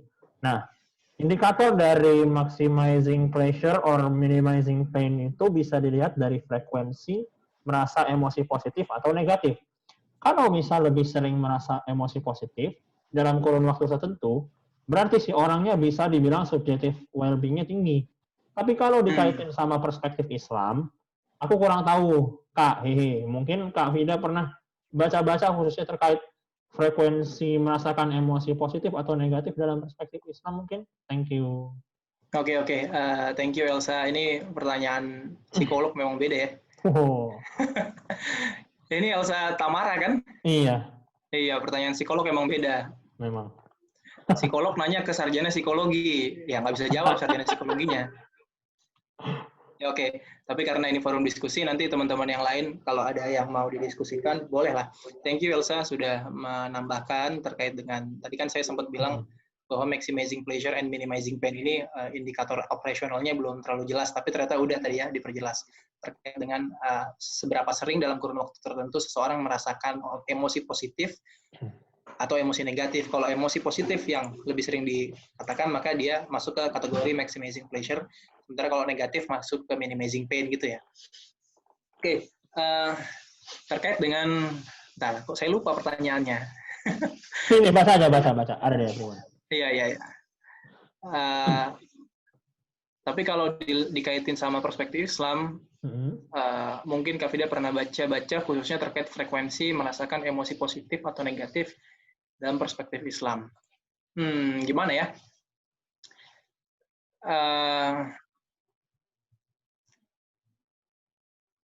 Bentar. Saya mencoba merecall. Ada nggak ya kira-kira referensi-referensi yang bisa di-share? Oh, mungkin gini ya. Saya melihatnya karena sebenarnya hedonistik ini itu adalah faktor-faktor yang sifatnya jadi gini. Kan kita punya hedonia, hedonistik, eudaimonistik maupun engagement gitu ya. Nah, hedonistik ini kalau dalam Islam manusia itu dilihat, kalau Islam melihat manusia dipecah-pecah gitu ya unsur-unsurnya, maka akan muncul unsur lahiriah atau unsur fisik, nggak muncul unsur lahiriah, kemudian spiritual atau ruhiyah, spiritual, kemudian ini mungkin unsur jiwa gitu ya. Saya nggak tahu ini apakah benar kalau tepat dimasukkan ke dalam unsur jiwa atau enggak. Gitu. Nah, unsur lahiriah itu dalam literatur-literatur yang saya pahami, saya nggak bisa merecall satu-satu literaturnya, tapi mungkin ini kesimpulannya aja. Jadi nanti kalau misalkan ada yang punya literatur lebih detail bisa di-share. Itu hal-hal yang diakomodir. Jadi bahagia, merasakan emosi positif dalam kurun waktu tertentu itu hal yang dibolehin. Selama sumber kebahagiaan itu adalah hal-hal yang dibolehkan dalam syariat atau in line dengan value-value ini. Gini. Misalnya, bahagia kita merasakan emosi positif karena membunuh orang. Nah, itu dalam Islam nggak boleh. Tidak diakomodir karena bertentangan dengan nilai kemanusiaan. Ya kan? Gitu.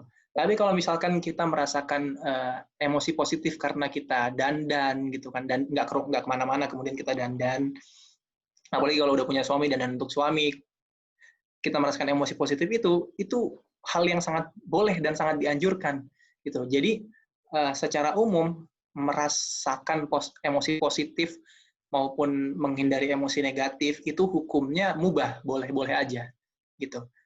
Secara umum nih ya. Tapi ketika masuk ke dalam konteks situasi tertentu, dia akan berubah hukumnya. Kayak tadi misalnya senang karena ngebunuh orang, nah itu nggak boleh. Atau di satu sisi mungkin kasus yang lebih real, Rasul tuh dulu sempat mengharamkan ziarah kubur untuk wanita.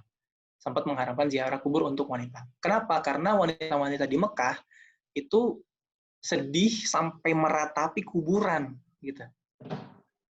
Dan itu kan justru sedih yang nggak baik gitu. Dia meratapi kuburan, menyesali takdir, kemudian mengingkari keberadaan qada dan qadar Allah dan lain sebagainya. Itu justru menegasikan nilai-nilai ketuhanan, sedih yang menegasikan nilai-nilai ketuhanan gitu. Kemudian ketika seiring berjalannya waktu, masyarakat mulai mature, wahyunya juga turun berkala, masyarakat Islam pada saat itu mulai mengerti terkait dengan konsep kodok dan kodar secara menyeluruh, wellness gitu ya. Kemudian Rasul sudah tidak melihat perilaku-perilaku seperti itu muncul, kemudian Rasul menarik statement itu dan mengubahnya menjadi beberapa bilang mubah, beberapa bilang sunnah. Karena ketika berziarah kubur justru muncul ingatan, saya harus mempersiapkan kematian. Saya justru itu akan muncul evaluasi terhadap diri kita. Kita udah ngapain aja nih di sini, di dunia ini maksudnya. Apakah ada hal-hal yang sifatnya nilai-nilai keislaman yang saya lewatkan atau yang belum saya optimalkan gitu. Agar kehidupan after dunia itu bisa saya dapatkan gitu kan. Nah gitu Elsa, mungkin kalau atau mungkin contoh lainnya misalnya ketika Rasul merasakan pain akibat tahun kesedihan ya. Jadi ada dalam satu fase sejarah Islam itu ada 1 tahun yang disebut tahun kesedihan. Di situ istri Rasul Khadijah meninggal, kemudian paman Rasul Hamzah terbunuh di perang Uhud. Dan ada satu kejadian lagi yang saya lupa gitu. Itu Rasul merasakan pain dan itu bukan hal yang tidak boleh gitu. Itu boleh karena itu sifatnya lahiriah. Karena kalau kita nggak pain justru kita yang sakit gitu. Karena pain itu adalah bentuk defense kita, ya kan? Defense mechanism kita. Nah, tapi Allah mengajarkan untuk meregulasi pain itu, jangan berlarut-larut. Makanya di akhir tahun kesedihan itu Rasul diberikan satu peristiwa untuk bisa meregulasi rasa sedihnya. Maka menurut beberapa ulama sirah itu Allah memberikan peristiwa Isra Mi'raj di akhir tahun kesedihan itu. Jadi Rasul bertemu dengan Jibril, kemudian melakukan perjalanan dari Masjidil Haram ke Masjidil Aqsa, kemudian naik ke langit ke-7 dan bertemu Allah di Ar-Rasy itu salah satu hikmahnya adalah karena Allah pengen menghibur Rasul gitu. Di satu sisi juga agar Rasul bisa meregulasi emosinya, meregulasi pain-nya ya, lebih spesifik dengan lebih baik gitu, sehingga bisa kembali sebagai sosok Rasul di masyarakat umat Islam. Mungkin itu sisi psikologisnya Isra Mi'raj gitu ya. Gitu Elsa, semoga menjawab ya terkait dengan maximizing pleasure dan minimizing pain. Fit. Ya boleh gimana? Mau nambahin? Boleh, silakan. Sebenarnya bukan nambahin sih, nge-recap aja. Jadi memang kata kuncinya seperti yang Vida bilang tadi, regulasi. Jadi kalau hedonia, yang menurut saya setuju dengan Vida, regulasi untuk pleasure. Jadi pleasure boleh, tapi pada taraf tertentu dan situasi-situasi tertentu. Maksudnya pada satu taraf, sampai taraf tertentu dan situasi tertentu, dan kemudian pain juga boleh sampai ke situasi tertentu. Nah, minimizing-nya itu menurut saya di sini kalau dalam Islam agak bertolak belakang. Jadi kayak dia bukan maximizing ya. Pain dibutuhkan untuk achieve sebuah pleasure, tapi pleasure-nya bukan di dunia saat ini, tapi di dunia setelah ini gitu. Jadi sama seperti ketika ada orang yang tahu nggak penelitian yang melihat anak-anak punya self control ketika dia dikasih permen terus habis itu dia makan, apakah dia makan atau enggak. Nah, anak-anak yang punya self control lebih tinggi dan bisa achieve lebih banyak dalam hidupnya, itu longitudinal study ya. Itu biasanya bisa menahan godaan untuk makan permen di depannya. Jadi dia bisa self control lebih tinggi. Nah, itu sebenarnya adalah pain yang tidak tidak di minimize ya. Jadi agak bertolak belakang dengan konsep hedonia sebenarnya. Tapi untuk achieving greater pleasure. Jadi sebenarnya kalau dari sudut pandang hedonia di dalam Islam, maka maximizing pleasure, maximizing pain to get maximum pleasure, tapi bukan di dunia ini tapi di akhirat gitu. Kalau di dunia ini berarti sama. Sebenarnya banyak orang sih yang ya kita bisa lihat di Western world, misalnya mereka mau sampai kerja bagai kuda ya, sampai nggak tidur segala macam di consulting life McKinsey dan sebagainya, orang-orang nggak tidur dan sebagainya. Itu mereka maksudnya kalau dari datar ya, definisi hedonia tidak sesuai karena mereka tidak memaksimalkan pleasure, itu semua pain semua tuh yang didapetin, tapi pleasure-nya didapetin nanti gitu setelah terima gaji atau setelah jadi CEO dari sebuah company, setelah kerja Tergantung Mas Fal. bertahun-tahun gitu. Nah, Tergantung, tapi itu kan Mas. pleasure. Oh, boleh. Itu kalau boleh nambahin itu tergantung perception ya sebenarnya ya. Oh, boleh silakan. Iya, sorry, saya Arfan ya. Saya baru ikut yang minggu lalu sih, yang Sapiens yang ikut. Nah, sekarang yang saya sekarang ini pertemuan kedua ya. Thank you Arfan. Pertemuan Oke, ketiga ya, Mas. gimana Arfan? Itu aja saya cukup di situ, sok Arfan. Oh ya, Mangga. ini menarik banget sih temanya, jujur. Makanya saya tadi nggak mau chatting karena saya tipikal orang yang senang bicara gitu loh. Jadi bagus banget sih sebenarnya tentang kebahagiaan, tentang happiness gitu loh ya. Jadi gini, saya boleh sharing lah ya. Saya ini S1 teknik, S2-nya manajemen, S3 manajemen. Gitu loh. Jadi saya belajar dan saya interest banget dengan psikologi gitu. Sangat tertarik dengan psikologi, sampai dulu semua mantan saya anak psikolog semua. Di beda kampus gitu loh. Sampai nikahnya bukan anak psikolog gitu kan. Ternyata anak psikolog pun gak kuat sama saya gitu kan. Sampai tahun 2012 saya divonis bipolar. Makanya saya divonis bipolar itu 2012 lah ya. Gitu loh. Nah, pada saat masa pencarian, kalau teman-teman psikolog udah paham lah ya, bipolar itu tipikal mood yang bisa up and down gitu kan ya. Gitu kan. Sampai ada saya di posisi yang depression. Depression, saya ngobrol dengan psikolog saya mendekatkan. Dia bilang ke saya, Van, coba baca buku Imam Al-Ghazali yang judulnya tuh bahasa Arabnya apa ya? Kimyatun As-Sa'adah. Kalau di Google bisa cari Chemistry of Happiness gitu loh. Menariknya adalah chemical of Kimyatun As-Sa'adah, huruf As-Sa'adah itu kalau dipecah alif sa ain da sama da-nya itu maknanya berbagi. Di situ setelah saya baca buku kimia kebahagiaan gitu loh. Oh, lu kalau mau happy, lu mesti berbagi gitu loh. Kalau di mention CEO, oke, saya pernah jadi CEO di perusahaan IT 2018. Saya udah pernah di posisi level itu ya. Maksudnya, saya juga nggak tua-tua banget, Mas. Saya angkatan 2006 kok S1-nya. Gitu loh. Jadi, menurut saya, kita kerja itu balik lagi ke niat. Nama a'malu biniat. Bab 1, nomor 1 hadis Arba'in An-Nawawi. Ya. Segala sesuatu itu tergantung niatnya. Jadi kalau dibalik lagi niatnya untuk bahagia, kita pengen untuk bahagia, saya butuh berbagi gitu loh. Makanya saya mencurahkan waktu saya tuh untuk, ya udah, niatnya untuk berbagi gitu loh. Dan the best-nya dalam Islam yang saya pelajari gitu loh ya, sekarang ya, karena saya senang dari kecil gitu loh ya. Kalau semakin kita berbagi tuh, rezeki tuh kadang-kadang dibayar tunai, Mas. Ini pengalaman saya ya.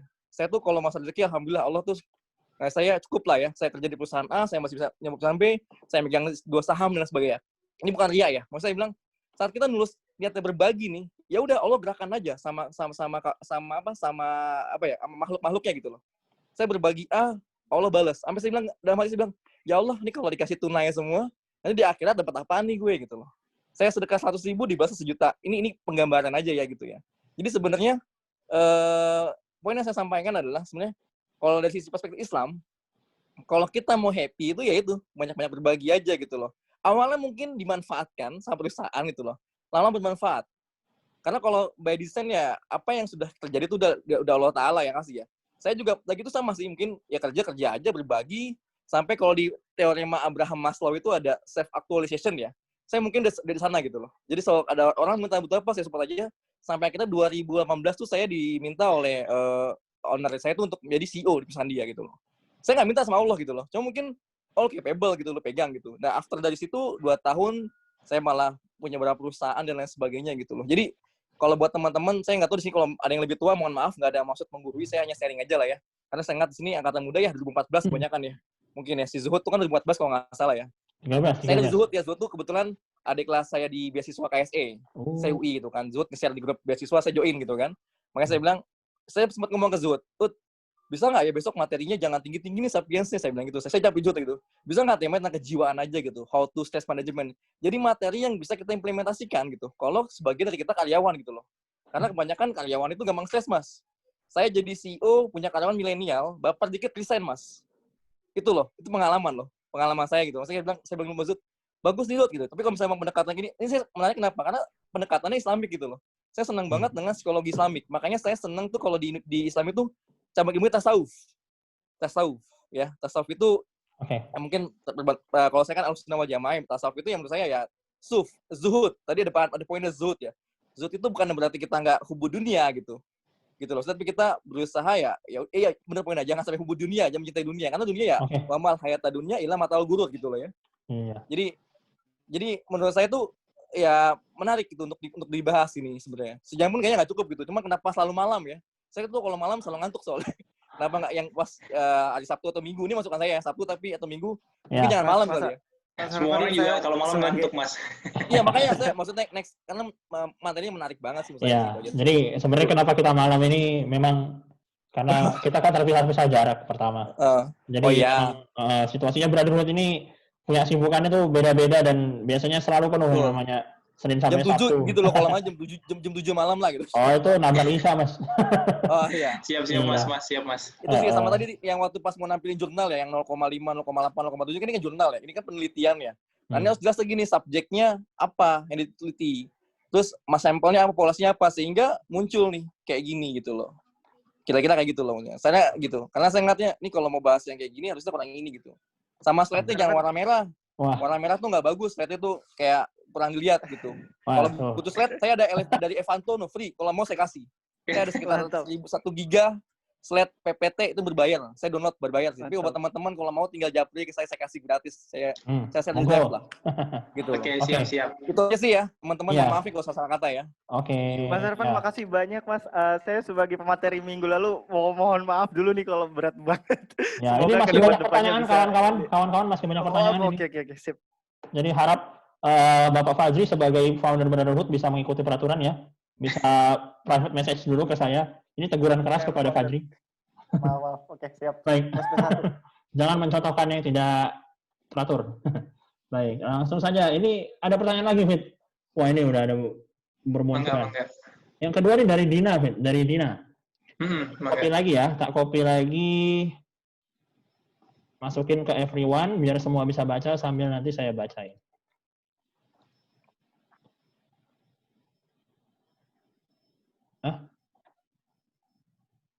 Sorry.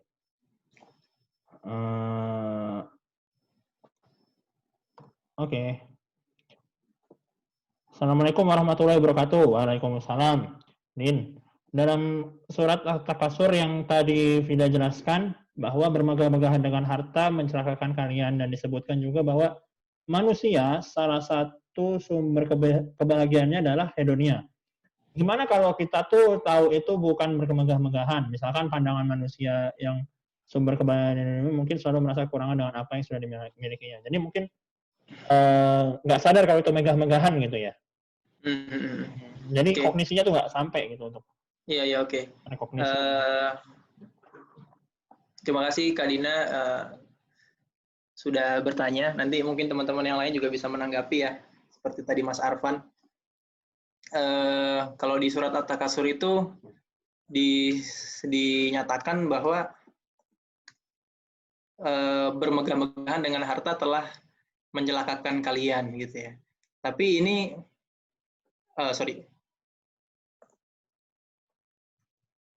bermegah-megahan telah mencelakakan kalian, dan disebutkan juga bahwa manusia salah satu sumber kebahagiaannya adalah hedonia.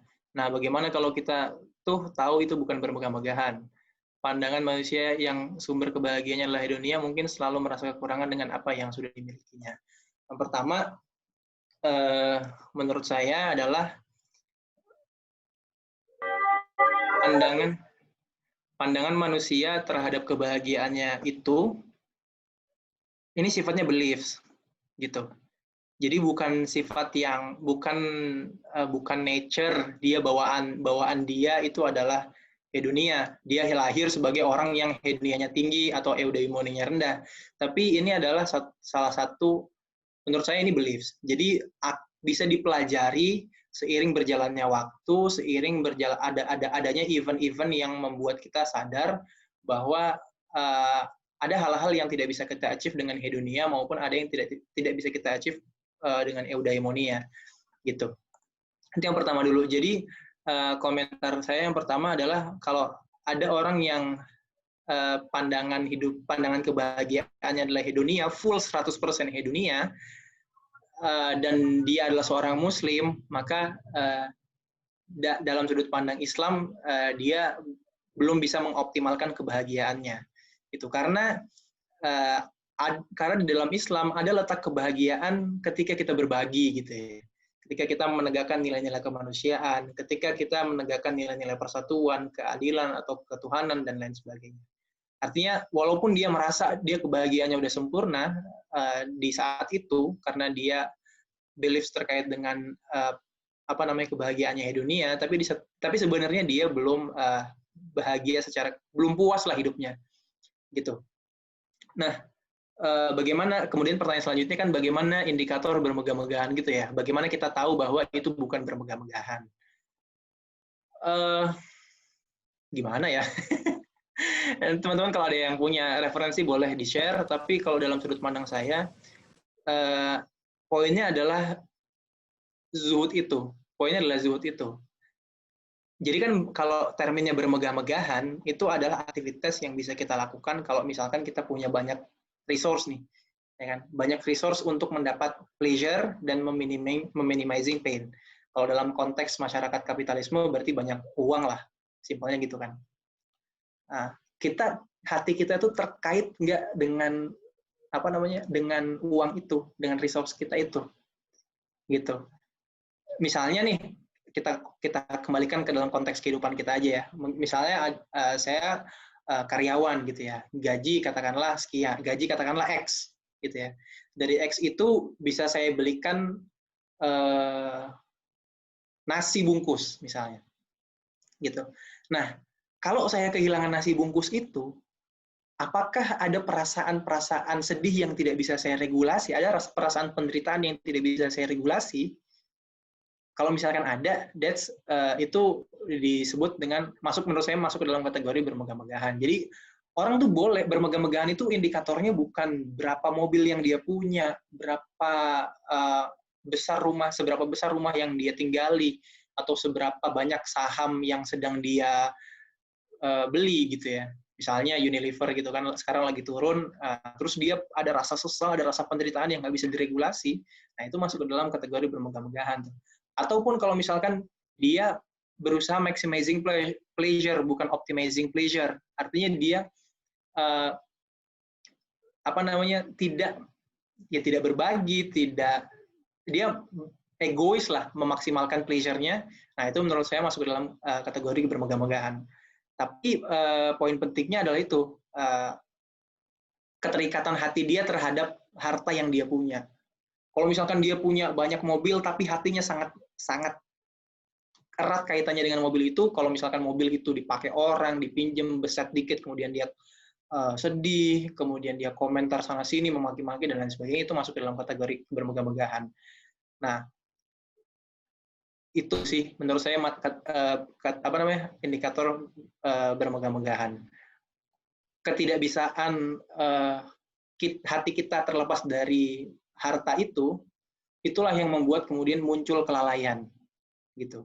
Yang terjadi mungkin dengan poin nomor 7 tadi, Umar ya, ada kebun kurmanya, dan Umar pengen supervisi, kemudian karena Umar terlambat sholat berjamaah, akhirnya Umar kasihlah, ya udah nih harta buat kalian. Karena apa? Karena jangan sampai karena di kisahnya itu disebutkan juga jangan sampai kebun kurma ini membuat saya lalai. Jadi sebenarnya simpelnya adalah bermegah-megahan itu kalau misalkan kita lalai. Nah, indikator psikologis lalai itu adalah kita nggak bisa lepas hati. Kalau hati kan mungkin bahasa psikologinya nggak ada ya. Mungkin pikiran kita, emosi kita itu nggak bisa lepas dari harta kita. Walau misalkan dia jauh atau misalkan kita kasih dia ke orang sehingga kita pengen terus-terusan sama harta kita itu. Jadi hartanya itu kita letakkan di hati, bukan di tangan. Kalau di tangan kan kita kasih ke orang hati kita nggak dongkol, nggak jengkel. Itu mungkin indikator terkait dengan bermegah-megahannya. Kalau misalkan tadi, balik lagi ke pertanyaan kedua, kalau misalkan ada orang yang dia orangnya hedonia banget gitu, menurut saya kalau dia seorang muslim, dia harus mulai menyadari bahwa hedonia itu bukan satu-satunya sumber kebahagiaan, dan itu bukan, kalau dia cuma mengejar hedonia aja, ya itu belum udkhulu fi silmi kafah, belum masuk ke dalam Islam yang seluruhnya, karena di dalam Islam itu juga ada kebahagiaan yang sifatnya eudaimonistik ini. Iya. menegakkan nilai Dina kemanusiaan. boleh open mic nggak, Din? Kalau mau menanggapi, Dina? Boleh Kak kalau mau menanggapi? Sudah cukup, Kak. Kalau- Bibi. Cukup ya? Kalau dari saya itu apa ya? Boleh nambahin kan ya? Iya, mau nggak deh, mau nggak. Yang pertama, kalau ada yang nanya tentang dalil tentang Quran, kalau memang kita tidak tahu dan bukan bidangnya, mending jangan dibahas. Ini buat masukan saya sih ya, karena memang kalau salah mengartikan jadi bahaya ya Quran itu kan. Terus tadi masalah bermegah-megahan sama hedon ya. Kalau hedonnya tadi saya mikirnya, kalau saya tuh masuk yang hedon, tapi hedon saya alihkan ke sedekah gitu loh. Yang tadi saya bilang, ya udah kalau mau hedon ketimbang uangnya, ya sebenarnya gini, hedon berbelanja ya, kalau kita berbelanja ke orang lain dan dengan uang itu orang yang itu bisa hidup dan makan ya nggak apa. Tapi kalau kita sudah melakukan apa yang sudah menjadi kewajiban kita gitu. Terus balik lagi ya tadi masalah bermegah-megahan dalam Islam ya. Sebenarnya Rasulullah itu punya sahabat yang luar biasa hebatnya gitu kan. Dia punya Umar yang memang singanya Allah lah ya. Ya pernah kalau ini kan pedangnya Allah ya.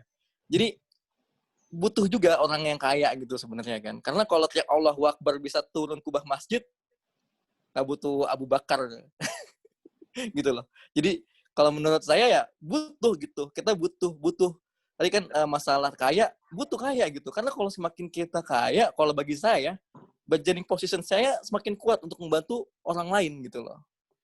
Ya kan sedekah yang paling kismin itu kan sedekah senyum lah ya. Kalau saya mikirnya sih kayak gitu. Terus masalah sedekah. Kalau ada kan dua sombong yang diperbolehkan ya. Satu sombong dalam perang gitu kan. Kalau bahas perang ada salah satu sahabat Rasulullah yang kayak petangga-petengkel gitu kan, terus keluarin pedangnya gitu kan depan musuh, sombong juga, itu boleh. Sama satu lagi sombong terhadap sedekah gitu. Tapi saya nggak, mungkin teman-teman bisa googling lah tuh pusatnya, ada satu lagi sombong yang sedekah gitu loh. Nggak masalah gitu, kalau kita mau sedekah, sombong itu riya, pamer enggak ya, tapi kita menunjukkan juga harta kita hinakan juga, harta kita nggak, bukan punya kita juga lah gitu. Terus ya tadi masalah Al-Kausar itu saya jujur pengen nanggapin juga, tapi satu lagi ya, bukan kapasitas saya, bukan bidangnya gitu. Kalau menanyakan agama gitu, karena saya sadar dulu, saya sarjana teknik gitu, manajemen pula gitu kan. Jadi saya selalu gini teman-teman, jika kita ingin bertanya tentang agama, tanya ahlinya lah gitu, yang berhubungan dengan agama. Karena salah kita dalam menjelaskan itu jadi multitafsir dan itu jadi bahaya sih, jadi dosa juga gitu. Ini pengalaman saya aja. Saya juga jujur dulu awal-awal ngaji itu seneng sharing, seneng berbagi. Dulu saya jujur banget, sering banget nasihatin orang pakai agama gitu kan, pakai dalil gitu kan. Ini hadisnya, ini Qur'annya gini-gini. Tapi kesini-sini entah kenapa saja agak liberal gitu ya. Saya malah nggak berani gitu. Semakin saya ngaji gitu, wah nggak berani lah gitu kan. Mending lebih condong lebih tutup mulut aja gitu. Dalam artian gitu. Bukan berarti kamu menasihati ya gitu kan gitu. Takutnya nanti salah tafsir gitu. Salah tafsir karena Quran itu apalagi fikih ya, itu sangat menarik dibahas gitu kan. Tapi lagi-lagi dengan ahlinya gitu.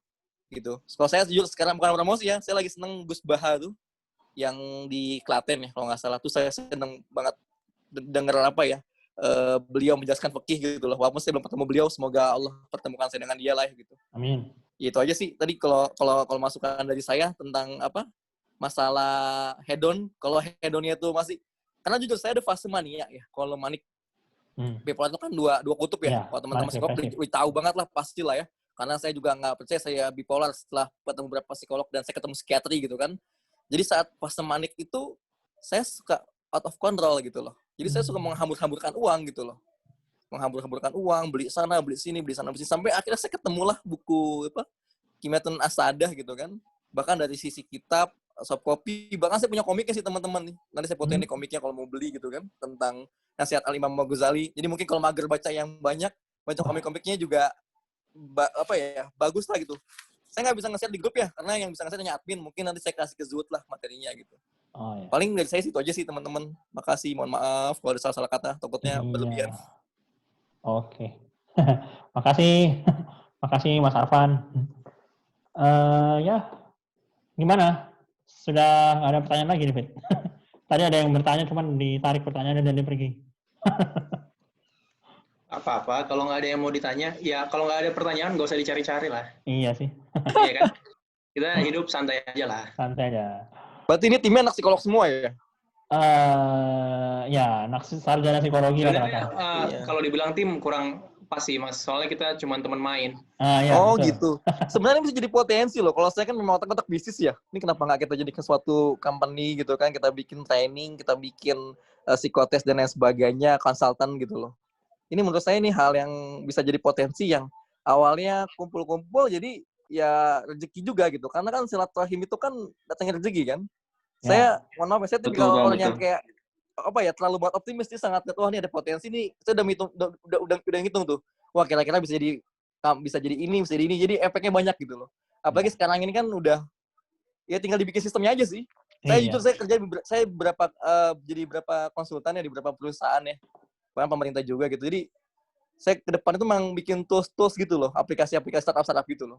Jadi yang psikolog-psikolog gini kayak menarik gitu kalau kita bikin aplikasi kayak this profile gitu loh, atau ya sekarang kan online semua ya teman-teman ya. Kalau untuk interview juga ya, itu menarik juga sih Betul, kalau Bang, betul. dikolaborasikan. Udah Makanya pakai AI. saya request sama Zuhud nih teman-teman ya, bahas tentang kejiwaan dong, saya bilang tes gitu-gitu. Terus kata Zuhud gini, ya bang, gue lagi gak pengen tertarik bahas itu, katanya belum baca bukunya gitu kan. Mungkin kalau saya bisa request ke teman-teman yang pengen bahas tentang kejiwaan, mungkin boleh di-sharing lah minggu depan gitu loh. Ya stress management lah gitu. Jadi mungkin buat yang employee itu kayak saya karyawan gitu kan, bisa manage-nya gitu loh. Kan teman-teman kan kuliah di psikolog pasti ilmunya udah banyak lah ya. Ketimbang kita yang memang bukan bidangnya gitu kan. Itu mungkin bisa di-share itu. Ya sederhana tapi dapat gitu loh. Karena kan apalagi kalau misalnya teman-teman bisa bikin kurikulum kayak kita nih setahun nih kita mau bahasnya A, B, C, D, E. Wah, itu lebih bagus banget loh. Sama tuh tahun depan ini kita pakai tiket gitu loh. Jadi kalau mau join materinya ini subscriber lah linknya gitu kan. Atau podcastnya gitu loh. Jadi lihatnya ya bagus sih, pertama dari Ifda Binafsi ya. Dimulai dari diri sendiri gitu kan. Lama-lama banyak jadi saling menguatkan gitu loh. Siapa tahu jadi apa ya, opportunity lah gitu loh. Jadi nggak sekedar sharing, tapi mungkin kedepannya sharing jadi benefit kan lumayan kan ya, buat beli kuota gitu kan, buat beli internet gitu kan, pulsa kan lumayan gitu kan.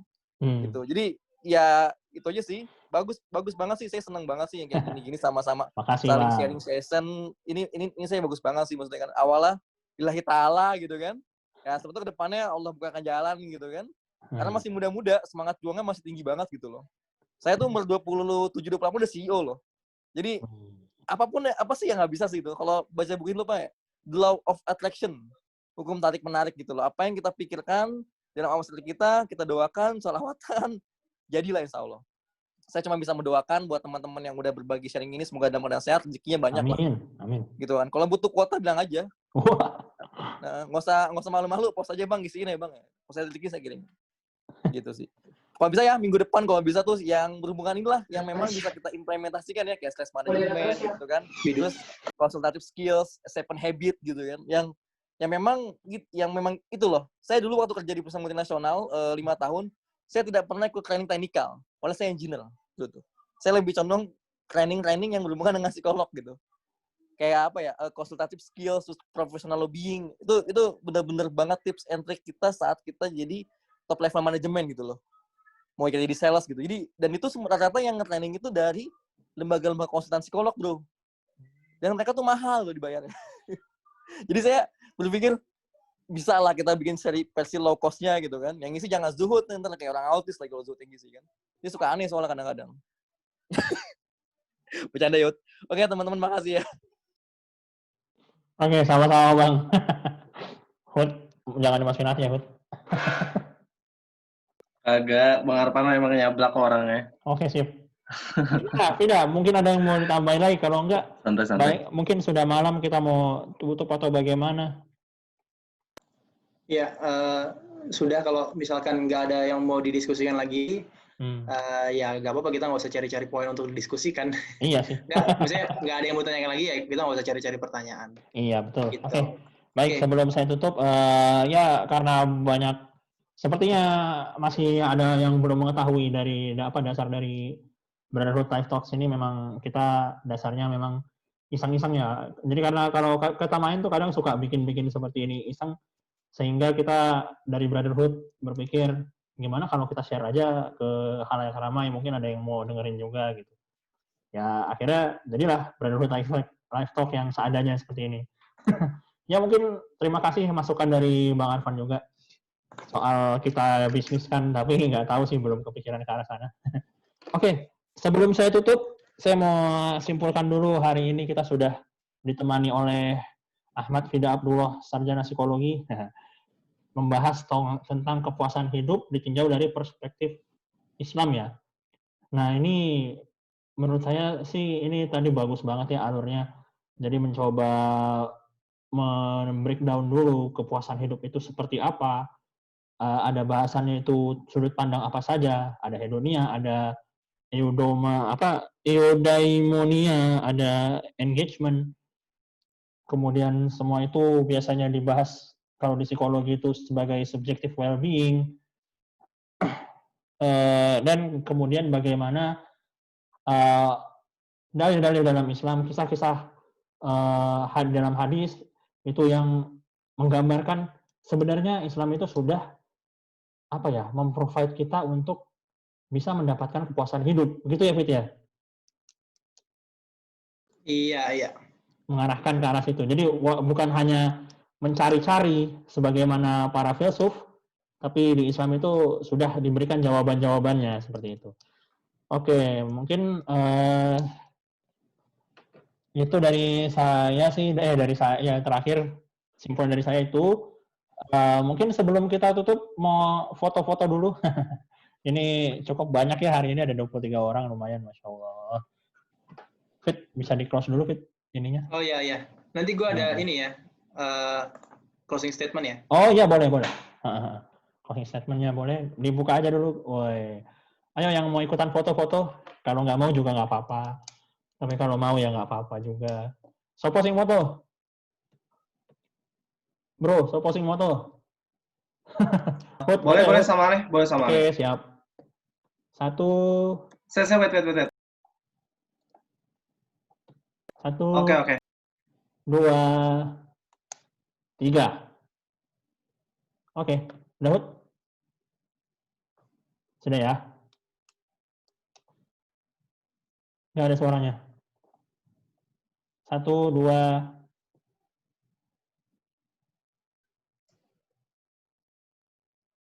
Oke, Udah. Sudah. Gue nggak tahu sih kenapa Zuhud tadi nge-mute. Oke, mungkin Vida mau closing statement dulu, Vid? Oke, boleh. Terima kasih teman-teman sudah mengikuti sesi ini. Senang sekali bisa berdiskusi bareng teman-teman. Mas Arfan terutama, terima kasih atas perspektifnya, masukannya. Saya mungkin mau coba close diskusi ini. Sebelumnya saya mau tanggapi dulu ya. Tadi biar semuanya dapat tanggapan gitu ya. Tadi ada tanggapan menarik dari, kok nggak bisa buka chat? Dari Aap ya. Aap menanggapi jadi malah bingung gitu mau pilih jurusan yang mana. Nggak apa-apa, bingung itu tanda berpikir. Jadi biarkan dirimu bingung, tapi jangan berlarut-larut ya. Bingungnya harus segera disudahi ketika memang sudah waktunya memutuskan. Tapi saya mau mungkin sedikit menanggapi aja. Pertanyaan ini perlu dijawab dulu. Saya siapa? Kenapa saya diciptakan? Atau kenapa saya di sini? Apa tujuan saya? Termasuk apa potensi saya? Gitu. Sehingga kamu bisa punya satu guidance, satu petunjuk untuk memilih kira-kira jurusan mana yang bisa kamu pilih, paling kamu sukai, juga paling kamu mampu, dan sesuai dengan kamu tuh ke depan pengen ngapain gitu. Itu mungkin sedikit tanggapan aja. Jadi nggak apa, bingung itu bukan suatu hal yang buruk, bingung itu justru tanda berpikir. Mantap. Nikmati kebingungannya, selamat memutuskan gitu ya.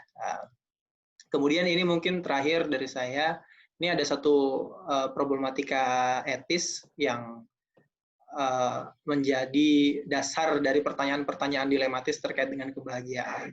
Mungkin uang itu bisa membeli rumah, bisa membeli fondasi rumah, bisa beli rumah fisiknya gitu, tapi dia nggak bisa beli home, nggak bisa beli kenyamanan yang ada di dalamnya.